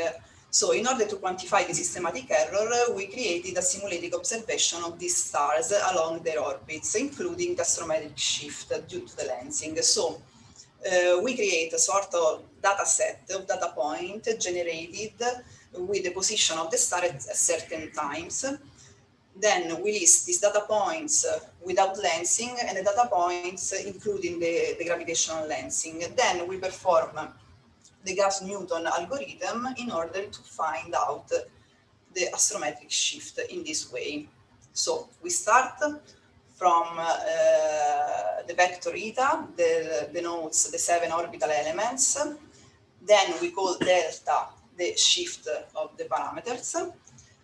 And introducing the gradients, we are able to compute the shift by solving the linear equation, the number 18. J is the Jacobian matrix. Then we perform this Gauss-Newton algorithm in order to minimize the chi-square, and in this way we are able to compute the deltas, that is the astrometric shift. We use as a sigma value 0.4 milliarc second as reported by gravity. So once we have these deltas, we are able to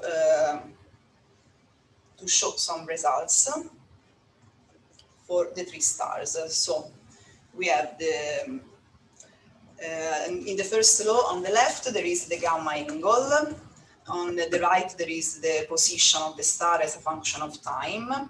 In the middle the red plots are the right ascension and the declination of the stars, and at the bottom line we have the residuals. The residuals are the differences between the values with lensing and without lensing. So we can see that the difference is very small because the lensing effect is very small, and it's big only at the pericenter passage, at the pericenter where the star is closer to the hole. And the residuals are given for the right ascension and for the declination. These are for S2. We did the same thing for S38. So same stuff, there is a very small difference in the residuals at the bottom panels. And then for S55.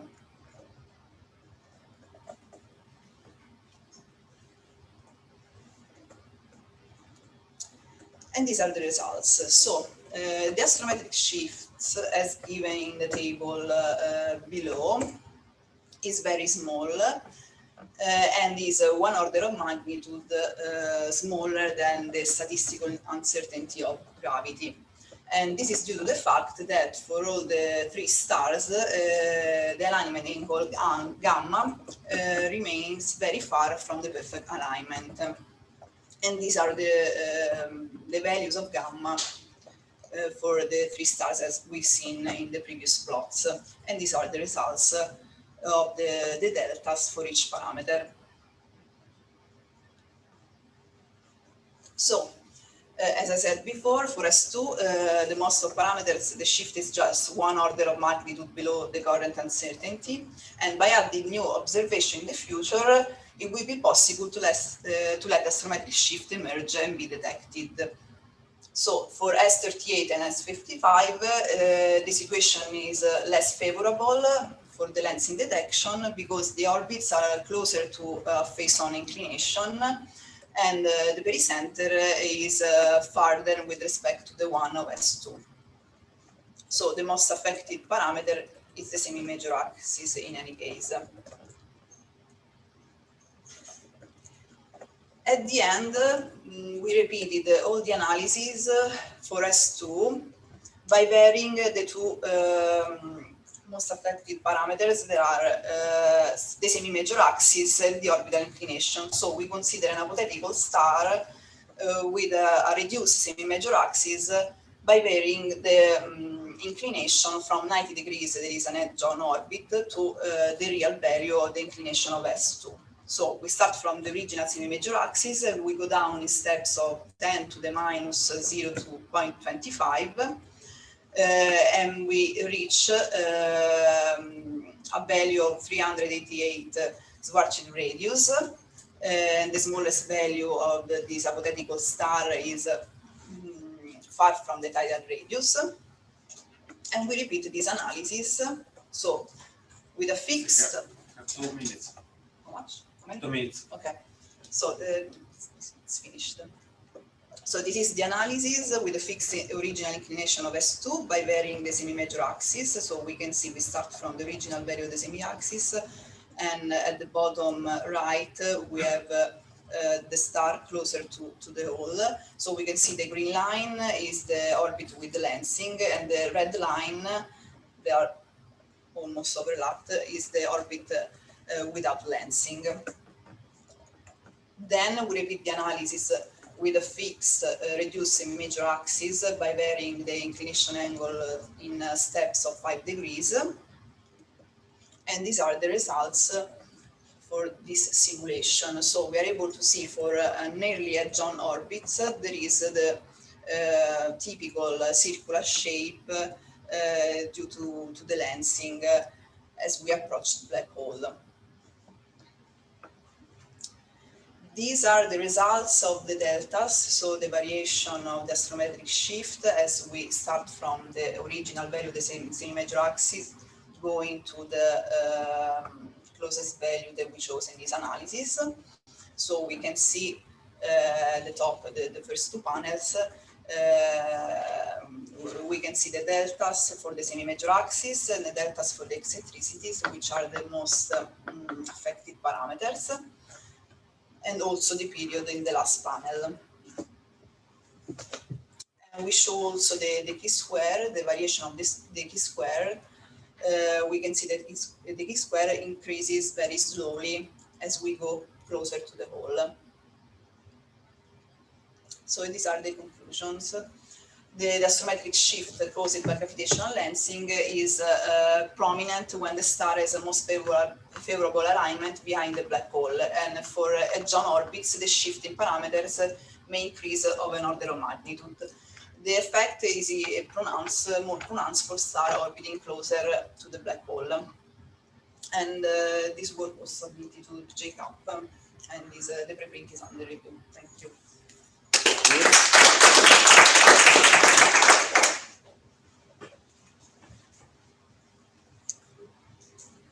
So thank you very much. Question, please. Question in audience. We can move them to lunch. Okay, move the question to lunch.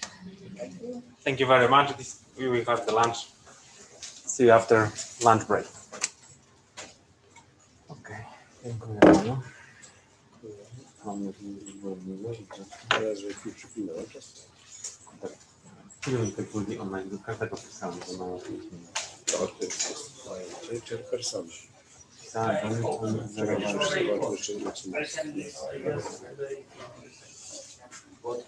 Are we locking the doors? Tylko 10 minut obsługi. Łukasz, who can lock the door? No idea. So we will ask at the reception, right? I'm leaving the lock.